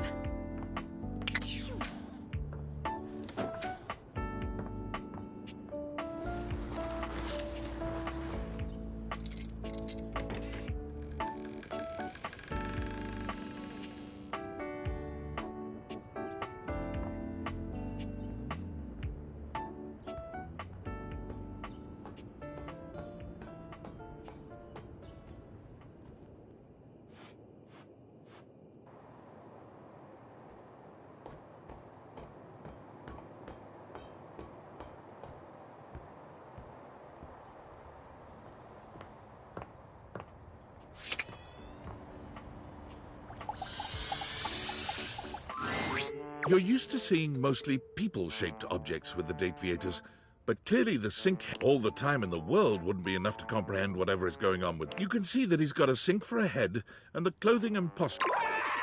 Help! Help me! Hello? Can you hear me? Listen closely. There isn't much time. Nothing is as it seems. I'm not who I appear to be. No! My name is not Sinclair, it's Martin! Martin Applegate. And I'm not a sink. I'm an insurance claims adjuster from Turkleman City, Florida.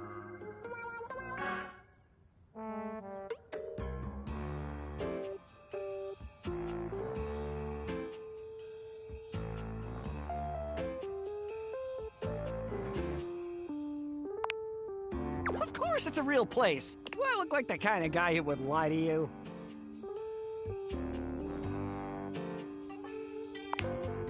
Exactly! And I'm not. I'm telling you the truth. Whoosh! A strange creature that looks and sounds like a soapy little dog jumps up at your legs, yapping and barking. Down, Sudsy, down! Keep your bubbles to yourself, you little devil. Woof, woof. Trey, Sudsy? Woof. Go to your tray. Sorry about that. Before I begin telling you my tale of woe and Temple's Shirley, let me let Sudsy out, okay? When he gets like this, I just get really flustered.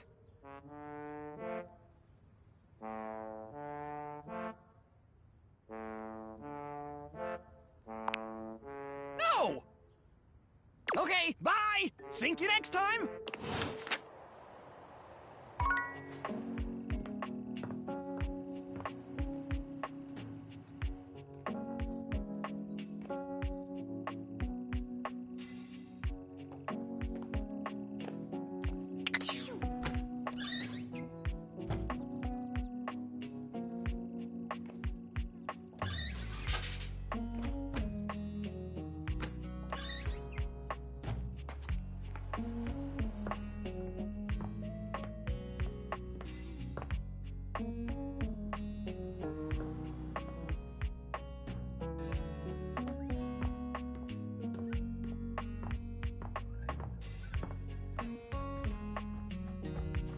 Are you afraid of the dark? Are you afraid of the dark?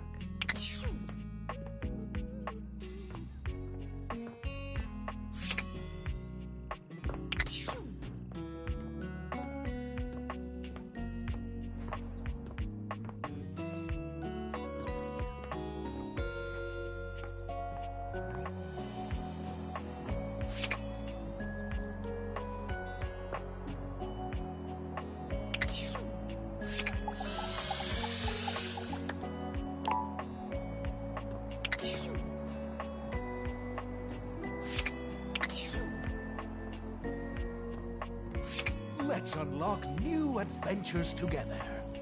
Are you afraid of the dark?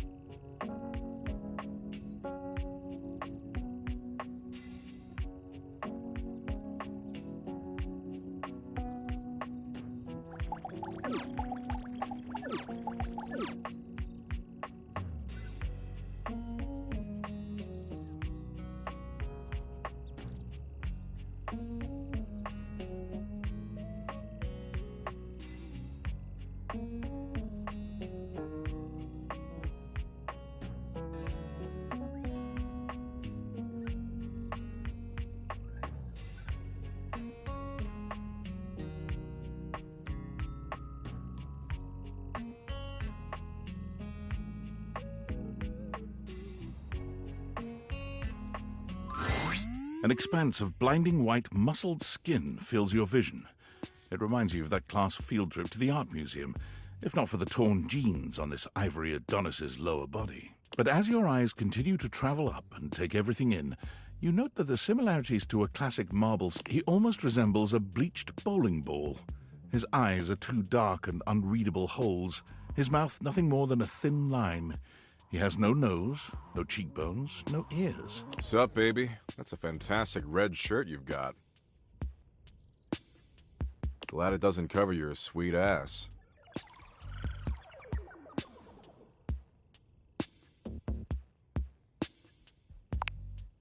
Yeah, well, not enough.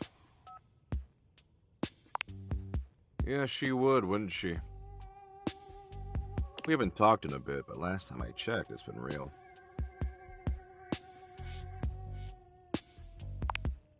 Yeesh, I gotta write a whole dissertation for you? You want some graphs and pie charts? Oh, how about some Venn diagrams?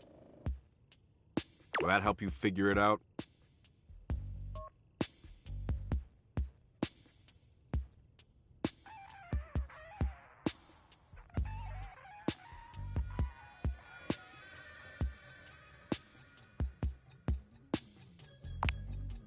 Oh my god, I was being facetious.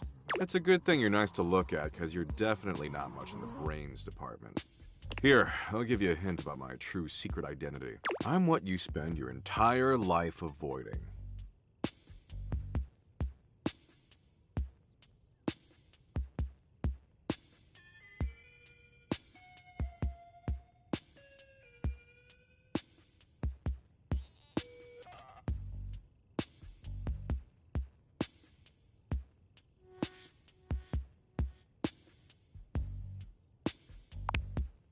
Mommy and daddy issues, huh? Nice. I can work with that. But not even remotely close. I'm your overwhelming sense of existential dread. But my homies call me Doug.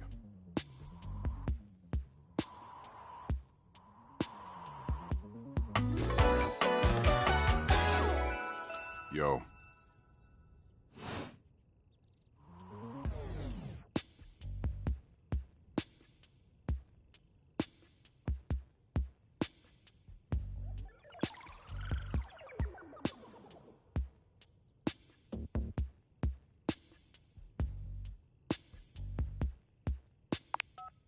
And that sickening feeling you get when you're lying in bed and realize how insignificant you are. When you start to wonder what happens when you die and your mind starts spinning out of control because there's no good answer. An endless onslaught of low-grade, disquieting horror. Well, that's me. I'm the void, baby.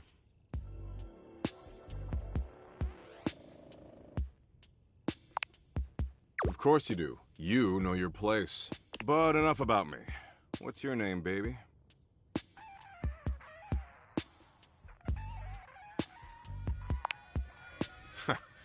Ha!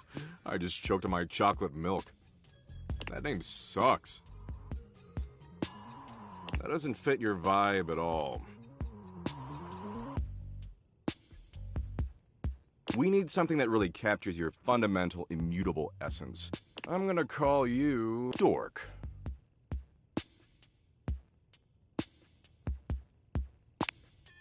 Damn straight. I could smell the dork on you from a mile away. Smells like nacho cheese-flavored corn chips. Anyway, Dork, since you're here, you might as well make yourself useful and help me out.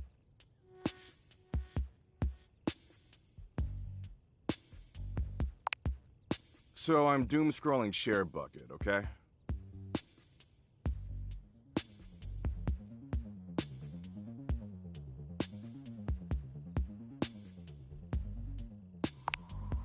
No, that's Bucket Share. The one that tastes like poor life decisions. Share Bucket is Valdivian's 8th most addictive social media platform. I've been doom scrolling for hours, and even my totally ripped finger is tired from swiping. So why don't you scroll for me for a while? I think it's a task suitable for your talents. I use that term loosely. Plus, you get to keep hanging out with me, and I'm dope as hell.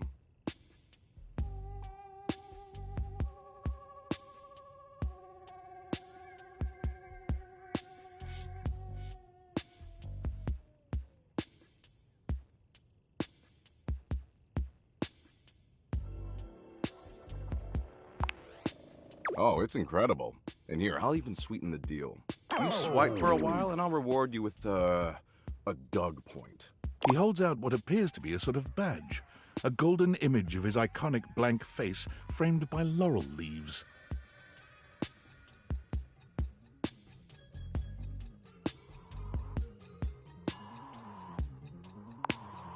It's a point with my sweet face on it. You collect them, and then you have a bunch. It's really self-explanatory. Man, it's a good thing you're acceptably attractive.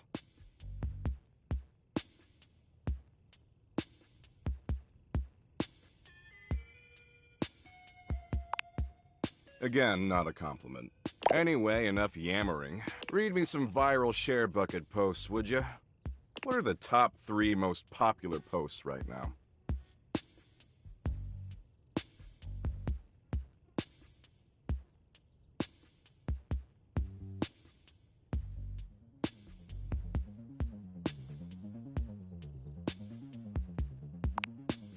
Oh, shit. Totally makes sense, right? Rebucket that stat. Man, this is great. Way better than just scrolling and reading by myself. And only 357 billion hours of premium content to go. We're making great time.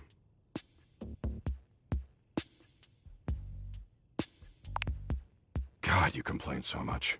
Look. You came around here and asked to spend time with me, so I graciously invite. But I don't have to doomscroll with you. There's plenty of other moderately attractive humans. I mean, I should just text Abby. She is super hot. She did things even porn won't show in some states. Abby, she's the unceasingly empty feeling of abandonment.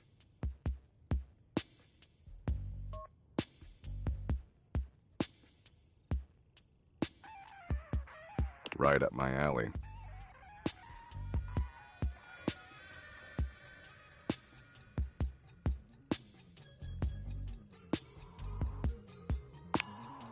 Well, that's stupid, but I hear you. Tell you what, maybe our interests aren't 100% aligned, but that's okay.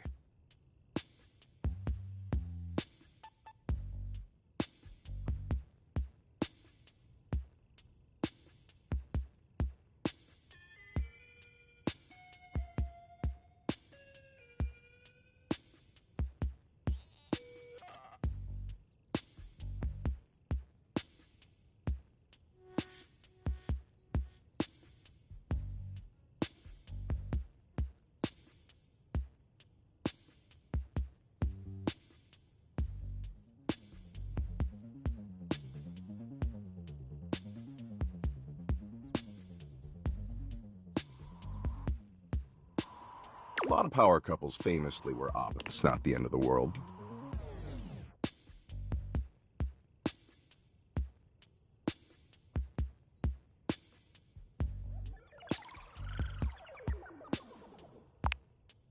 Absolutely.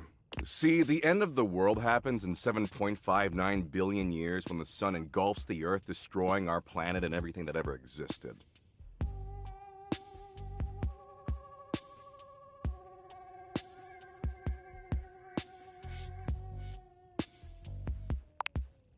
Wow.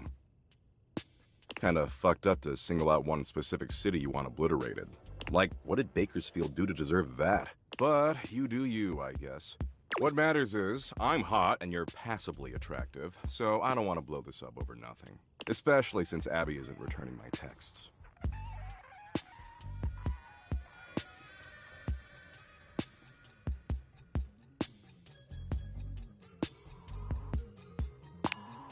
You like that, huh? Well, there's a lot more where that came from. Tell you what, why don't you come back around here later and I'll try to find us a new activity we both like. Cool?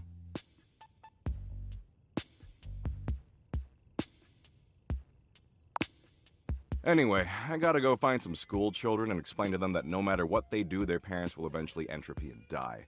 And the reverse is even worse. Parents outliving their children. Good shit, good shit.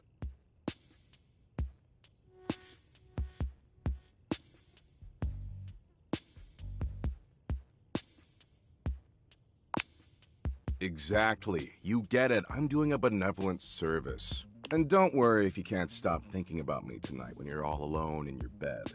That's totes normal. I tend to have that effect on people. Oh, and don't text me, I don't do clingy. Later, Dorcas.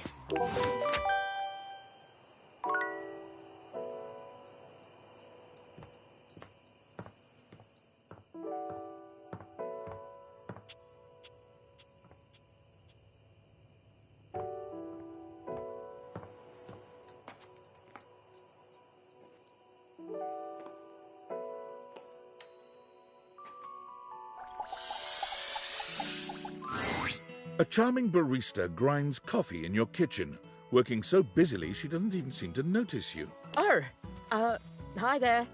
Welcome to Roofbox, the home of all your coffee needs. I'm Kirby, happy to help. G'day.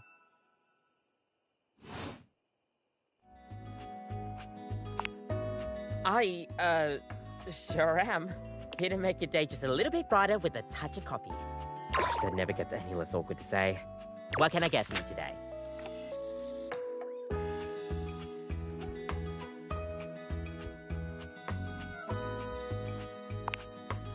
Sure thing. One latte coming right up. Kopi gets to work, grinding and pouring and mixing with an impressive speed. And voila! One latte just for you. Hope you like it. Is there anything you'd like to know about the latte?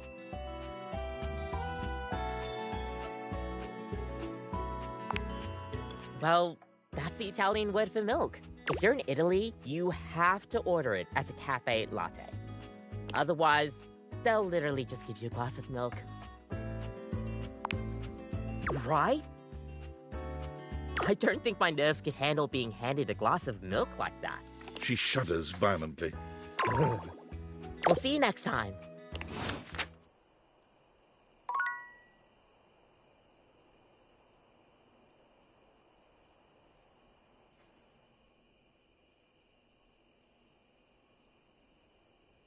Ooh.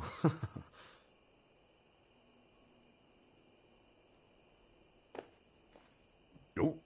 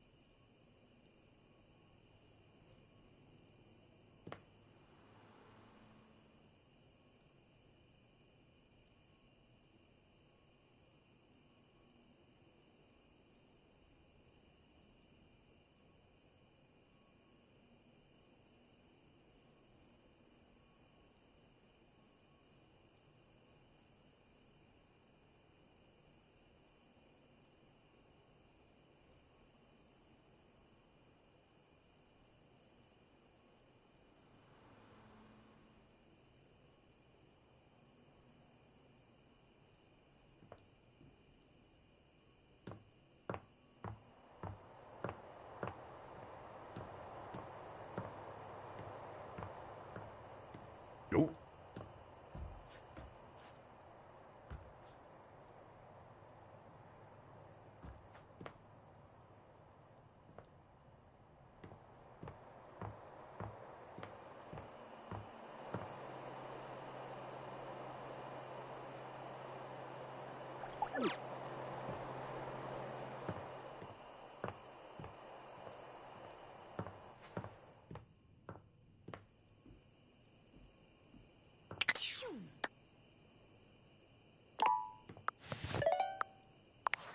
Valdivianites! Guess who? If you guessed David Team, I just wanted to do a soft follow-up on my recent email regarding my lost sunglasses. I'm happy to report my office has already received. However, I really must reiterate that the tip line is for verifiable leads only. I saw them in Turkmenistan, or did you check up your butt? While obviously very humorous, detracts from our serious efforts to expediently locate the missing item. In that spirit of camaraderie, anyone who sends a false lead will be downsized on sight. Thank you for your ongoing support in this matter.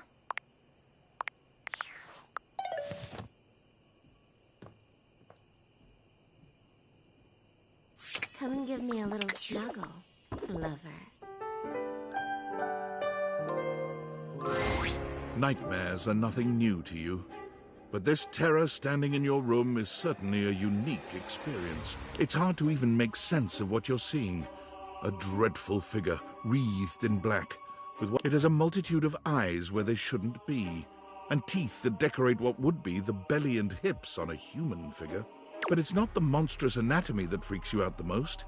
It's that lizard brain feeling of fear the figure inspires in you. You want to run, but by some miracle, you don't.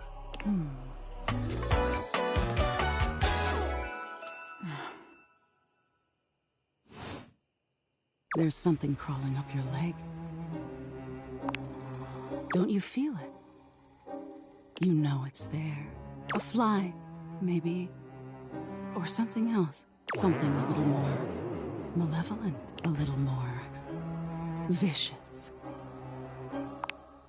Crawling up your leg. Aren't you going to do something about it? Ah, that's right. You can't move. Now there's another on your arm, and another on your shoulder. Dozens of little prickles across your skin. The prickles turn into punctures. The picture of poison pervading the parts of you keep under the covers. There's an itch by your mouth as one pries open your lips, scurrying down from your cheek.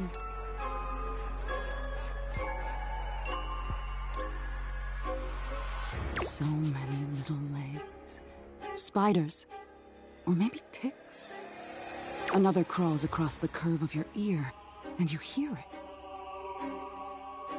The scuttling, the buzzing, the sound of your flesh being devoured in a million nanoscopic parts. Whatever they are, they're eating you alive.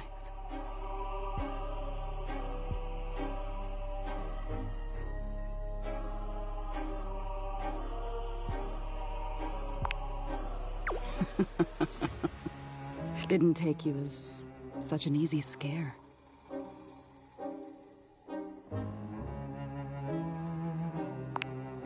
Oh, are you getting all flustered? All that adrenaline catching up with you? It was simply delightful to meet you.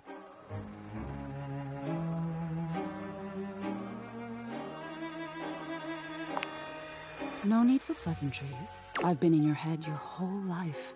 Until next time.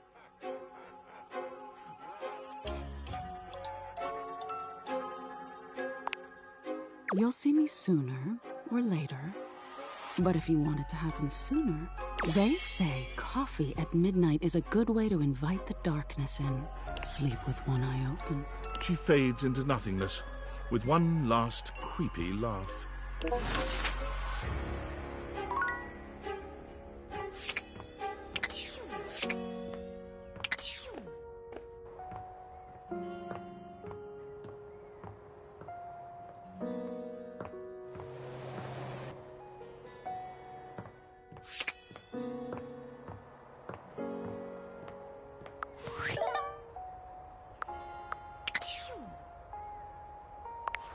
Are you there? Please answer. Hurry! There's something we need to discuss. It's of the utmost importance. It's the Dateviators. As I mentioned, I've been closely monitoring the electromagnetic field, and I know this is going to sound completely insane, but it appears... well, it seems... I can't believe I'm even typing this. I'm attempting to! Based on the data I'm looking at, you may actually be able to use the Dateviators to bring objects to life.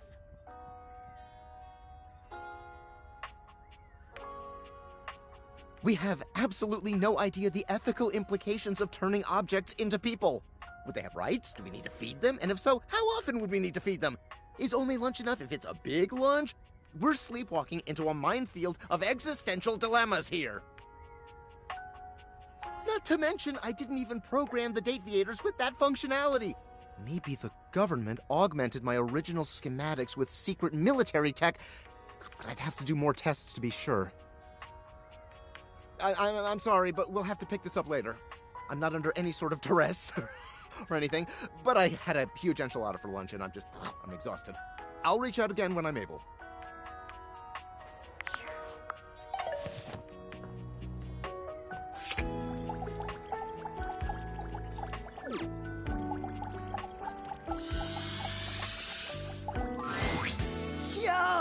house, homie! Good to see you back around the competition casita.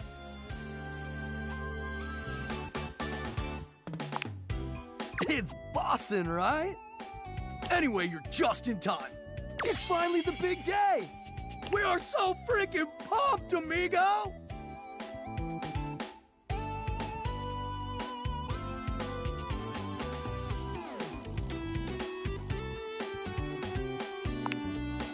Wait, it's your birthday? But you're not even wearing your birthday suit.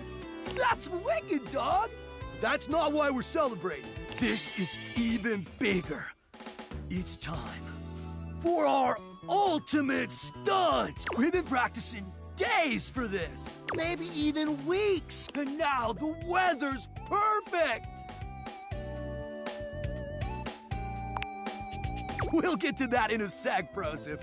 But first, we have to finish our warm-up exercises. Gotta stretch the muscles and joints for today's epic adventure. If we're not limber enough, one false move could turn us all into roadkill. Isn't that freaking fire?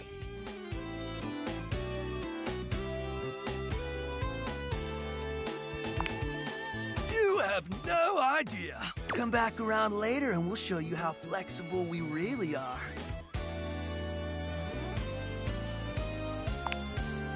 I know all the stretching might seem overkill, but the last time we skipped stretching, it was an epic failure. Total foobar, dog!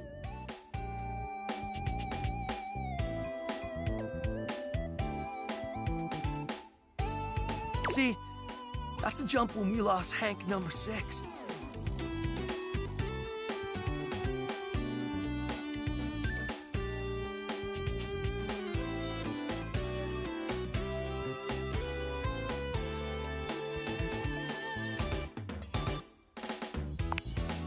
So trust me, we're not taking any chances today. We stretch, activate our muscles, and we nail this stunt. It's gonna be Gucci! Can't believe it's finally here, homie. The day we've been dreaming about since we were little baby Hanks. The ultimate stunt. We've trained our whole lives for this moment. So get ready to witness history. Or a massive catastrophe. Yeah, but mostly history. Yeah, well, Hank number 2 is a lame wad. I'm not a lame wad, dog! And I totally believe in us. It's Red Bull that I don't trust.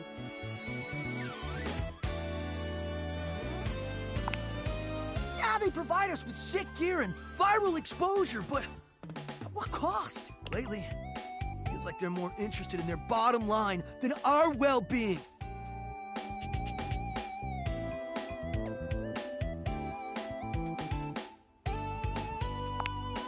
They cut corners on safety while pushing us to take bigger and more epic risks. And as adrenaline junkies, we thrive on those risks. We push ourselves to the limit because we want our team to be a success. But sometimes I wonder, in the pursuit of collective greatness, do we overlook our own value as individuals?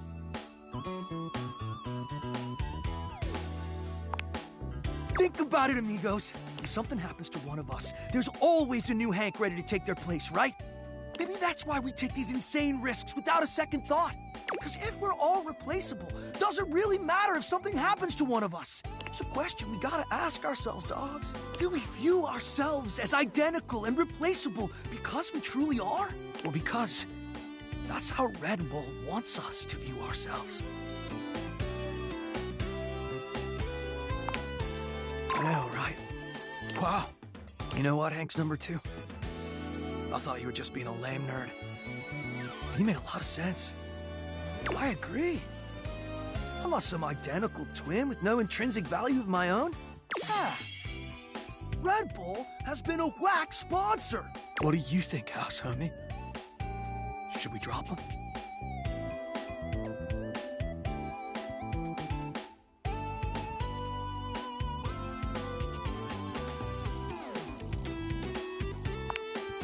Then it's settled. As of today, the Hanks are free agents! Hooray! We just heard from Hector. He's just gonna run a maintenance cycle on the HVAC system.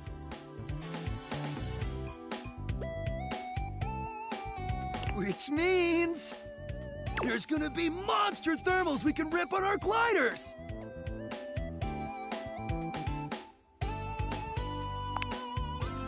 Duh! The change in air pressure creates insane conditions! Gonzo updrafts off furniture, barometric pitch dips, tailwind speed loops! Woo! Translation, the ride of a lifetime.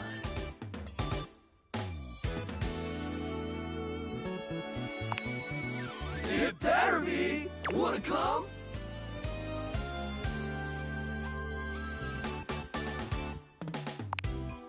Hooray! We're getting into the real stuff now. Yeah, this is a little more intense than anything we've done so far.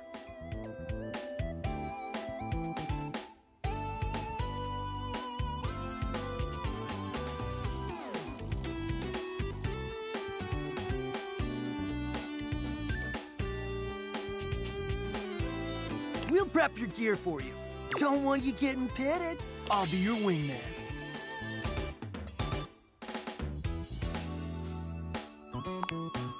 Hank 5 is caught off guard by your flirting, a magnificent blush blooming across his cheeks.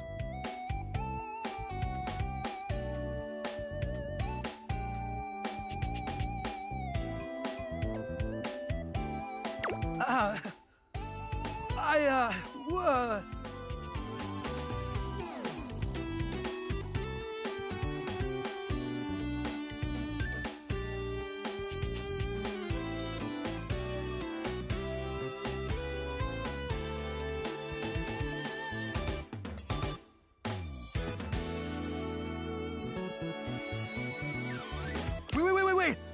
I can hear it. Hector's starting the cycle! Oh, mighty winds, blow us to good fortune! Thanks!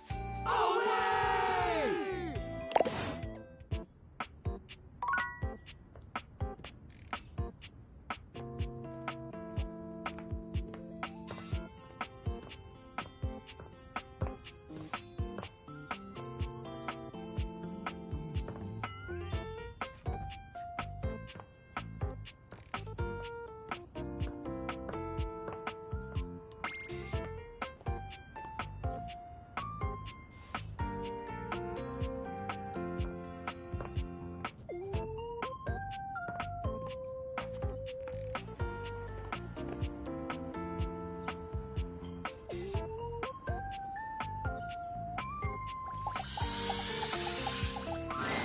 A tall, statuesque man stands with his back turned. He's so absorbed in them that he doesn't seem to notice you.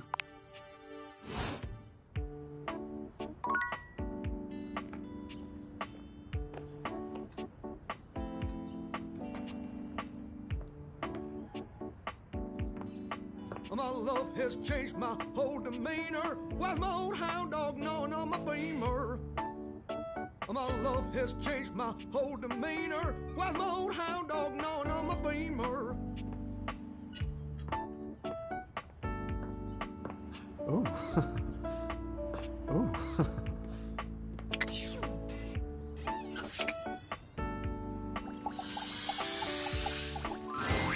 You see a medic with bright eyes, a kind smile, and a... Oh, my! Hello there.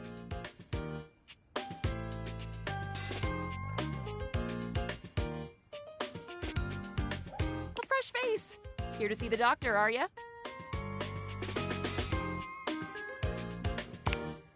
Well, look no further. I might look like any old Jane, but I'll have you know that you are looking at a truly top-notch medical professional, and the only one around for miles.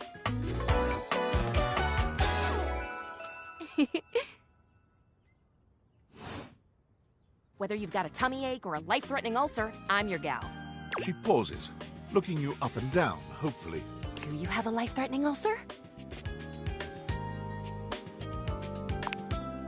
You've never seen anyone more disappointed to hear of your... Aw, heck. I do get my hopes up, you know. One of these days, someone is gonna bust through that door bleeding from orifices natural and contrived, and boy, oh boy, what a red-letter afternoon that'll be.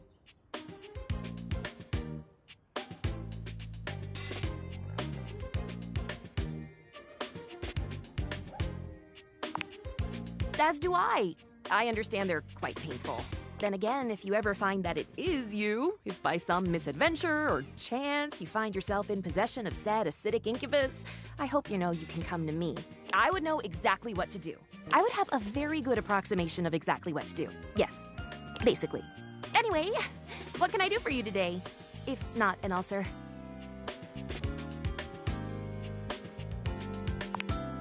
Oh, just dating. Well, that's disappointing. Oh, no, not at all. Not impress me. I just was so hoping you'd at least need gauze, or sutures, or skin staples. Have you seen those? Talk about a cool toy. Anything that you might need, hydrocortisone, non-latex gloves, even a simple pen, that, darling lacerated one, will be duck soup.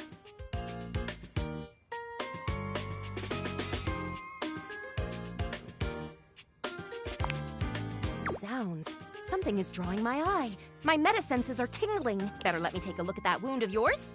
You sneaky little sufferer. Thought you could slide one by me under cover of a metacarpals, eh?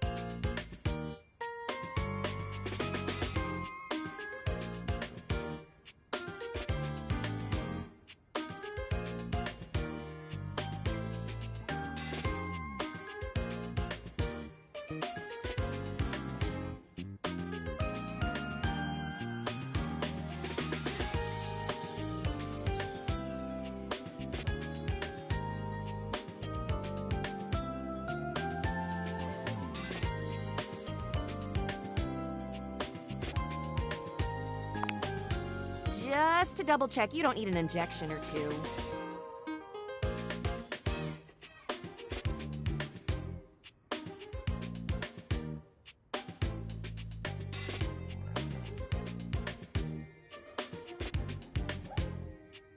Take it from me, dear. You're better off safe than sorry. After all, if there's any sign of rash, you won't know it's there unless, well, I'm afraid there's always a chance for scarlet fever.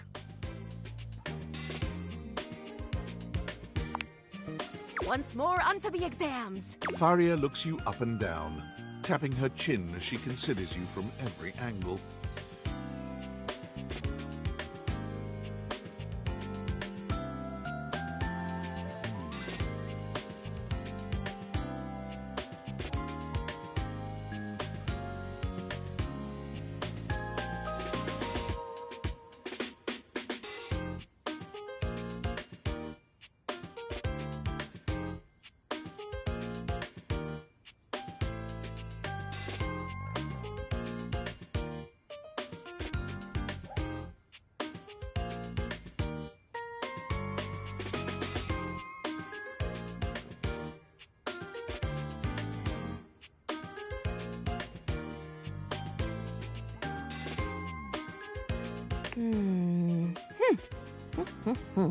Exactly what I thought.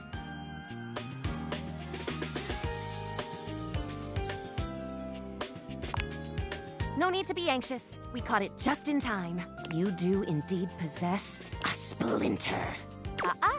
But it's not just any old splinter, dear. What you have is a deep, deep splinter. Plenty of tender flesh open to infection, just waiting for those little microbial monsters to set in. Do you know what that means? And how? And that's just the beginning. Because once the infection's done a number on you, and your poor, beleaguered immune system you watch helplessly as your body swells and burns and turns all different shades of red, pink, and yellow. Gangrene. And before you know it, we'll have to amputate entirely.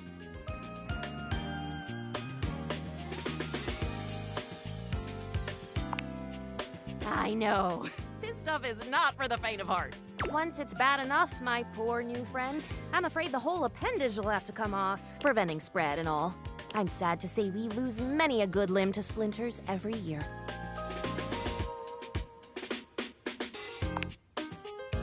Statistics is not really my field, I have to say. But I know how many amputations I've had to perform. Ah, yes, I do know about the body. The bottom line is, you have got to stay vigilant. The world's a scary place, and your body is a fragile, fragile thing.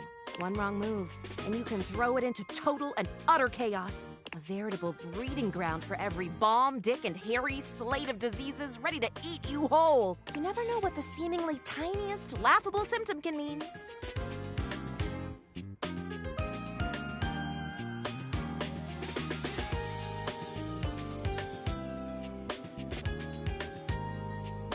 For example, got a case of maybe you just ate a sandwich with too many onions. Or your breath stinks like a dead fish on a hot Sunday because you've managed to develop halitosis as a result of the toxic substances in your body not being filtered out properly because your liver is failing.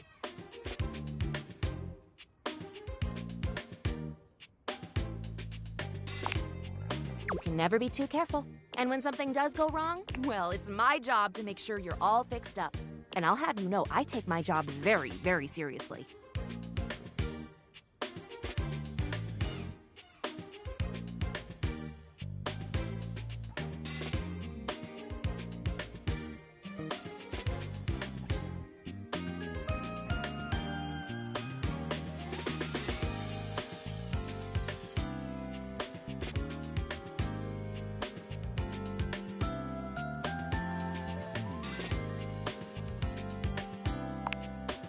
Doctor's duty is to keep their patients alive and kicking. That's a big responsibility. So you can bet your behind I make sure to cross all my T's and dot all my I's. Sometimes even twice. When there is no more sickness.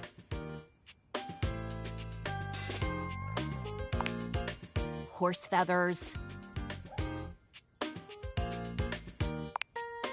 Feathers. Anywho, it doesn't look like you've got any type of rash after all.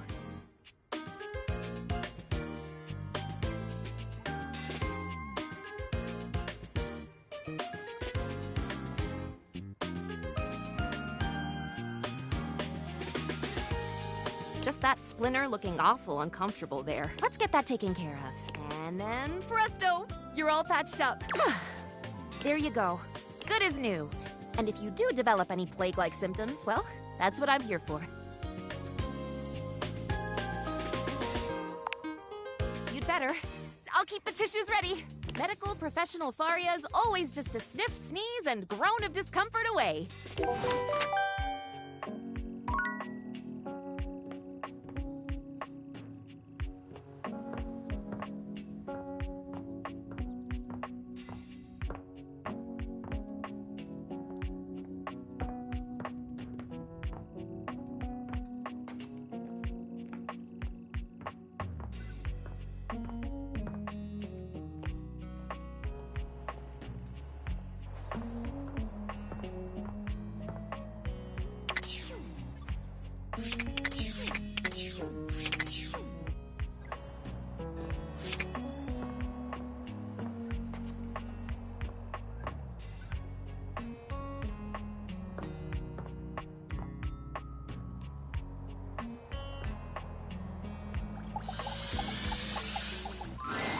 You return.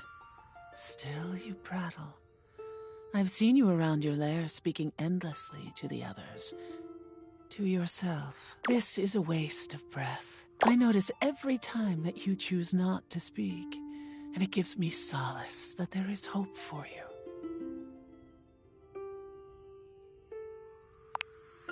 Yes, much like that. Breathe. Take in my current solution. Treat the elements with your alveoli. Make me anew.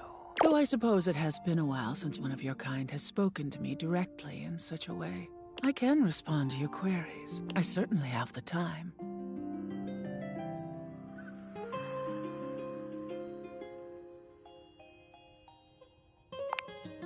Life. Your life is completely mine in every way. Without the circulation of my form through your body, you would perish in moments. After 1 minute without my presence, your brain cells, your neurons, begin dying off. Your neurons require glucose. They transmute glucose into energy to power themselves to keep going. But the key ingredient to allow them this power is oxygen. Your respiration allows that flow of oxygen, and thus allows your neurons to survive. After a mere 5 minutes without my presence, your neurons will slow, and your death will be imminent. The more you know.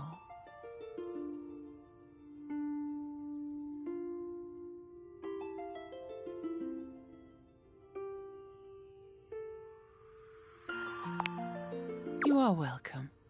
I tire of this. Before you attempt to speak with me again, you must show me that you can be silent and thoughtful. As always, I listen, I hear, I see, I breathe you. Yes, like that. Goodbye.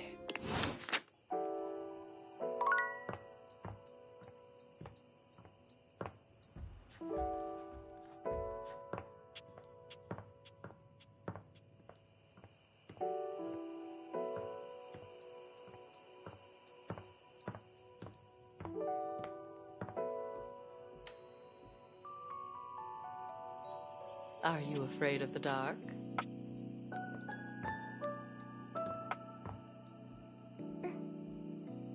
Come and give me a little snuggle, lover.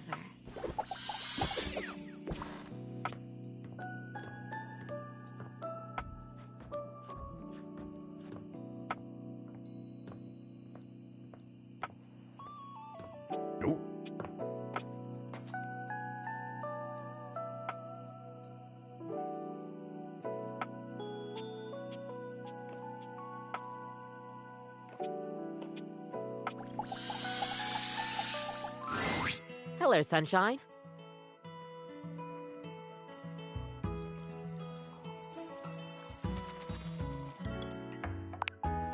Abel? My sturdy cowboy. I've known Abel for some time now, and I'm not surprised he sent you to me.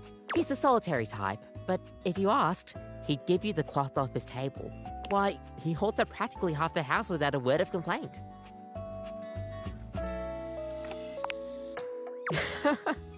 Yes, he would dodge that question. I think the most important thing to know about Abel is that he's not quiet out of any kind of shyness. That's just how he is. If there's nothing to say, he's content to share in your company. Everyone likes coffee, darling. I'll pour you a cup of his favorite. It's an Ethiopian Sidama Adi that tastes like strawberries, served black and hot.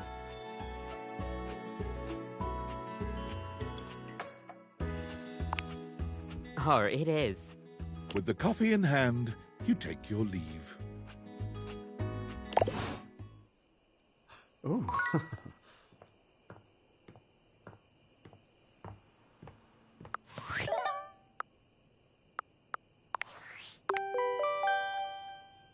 I'm afraid I don't understand.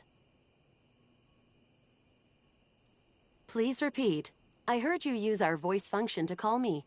If you ever need assistance, you can simply say, "Okay, Val, can you please help?" And your nearest device will answer.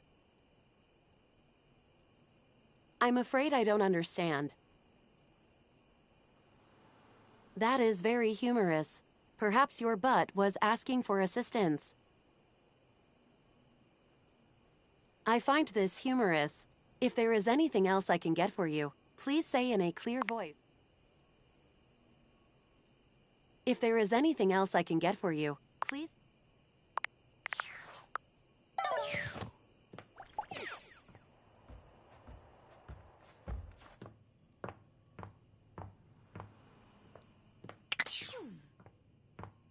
Come and give me a little snuggle.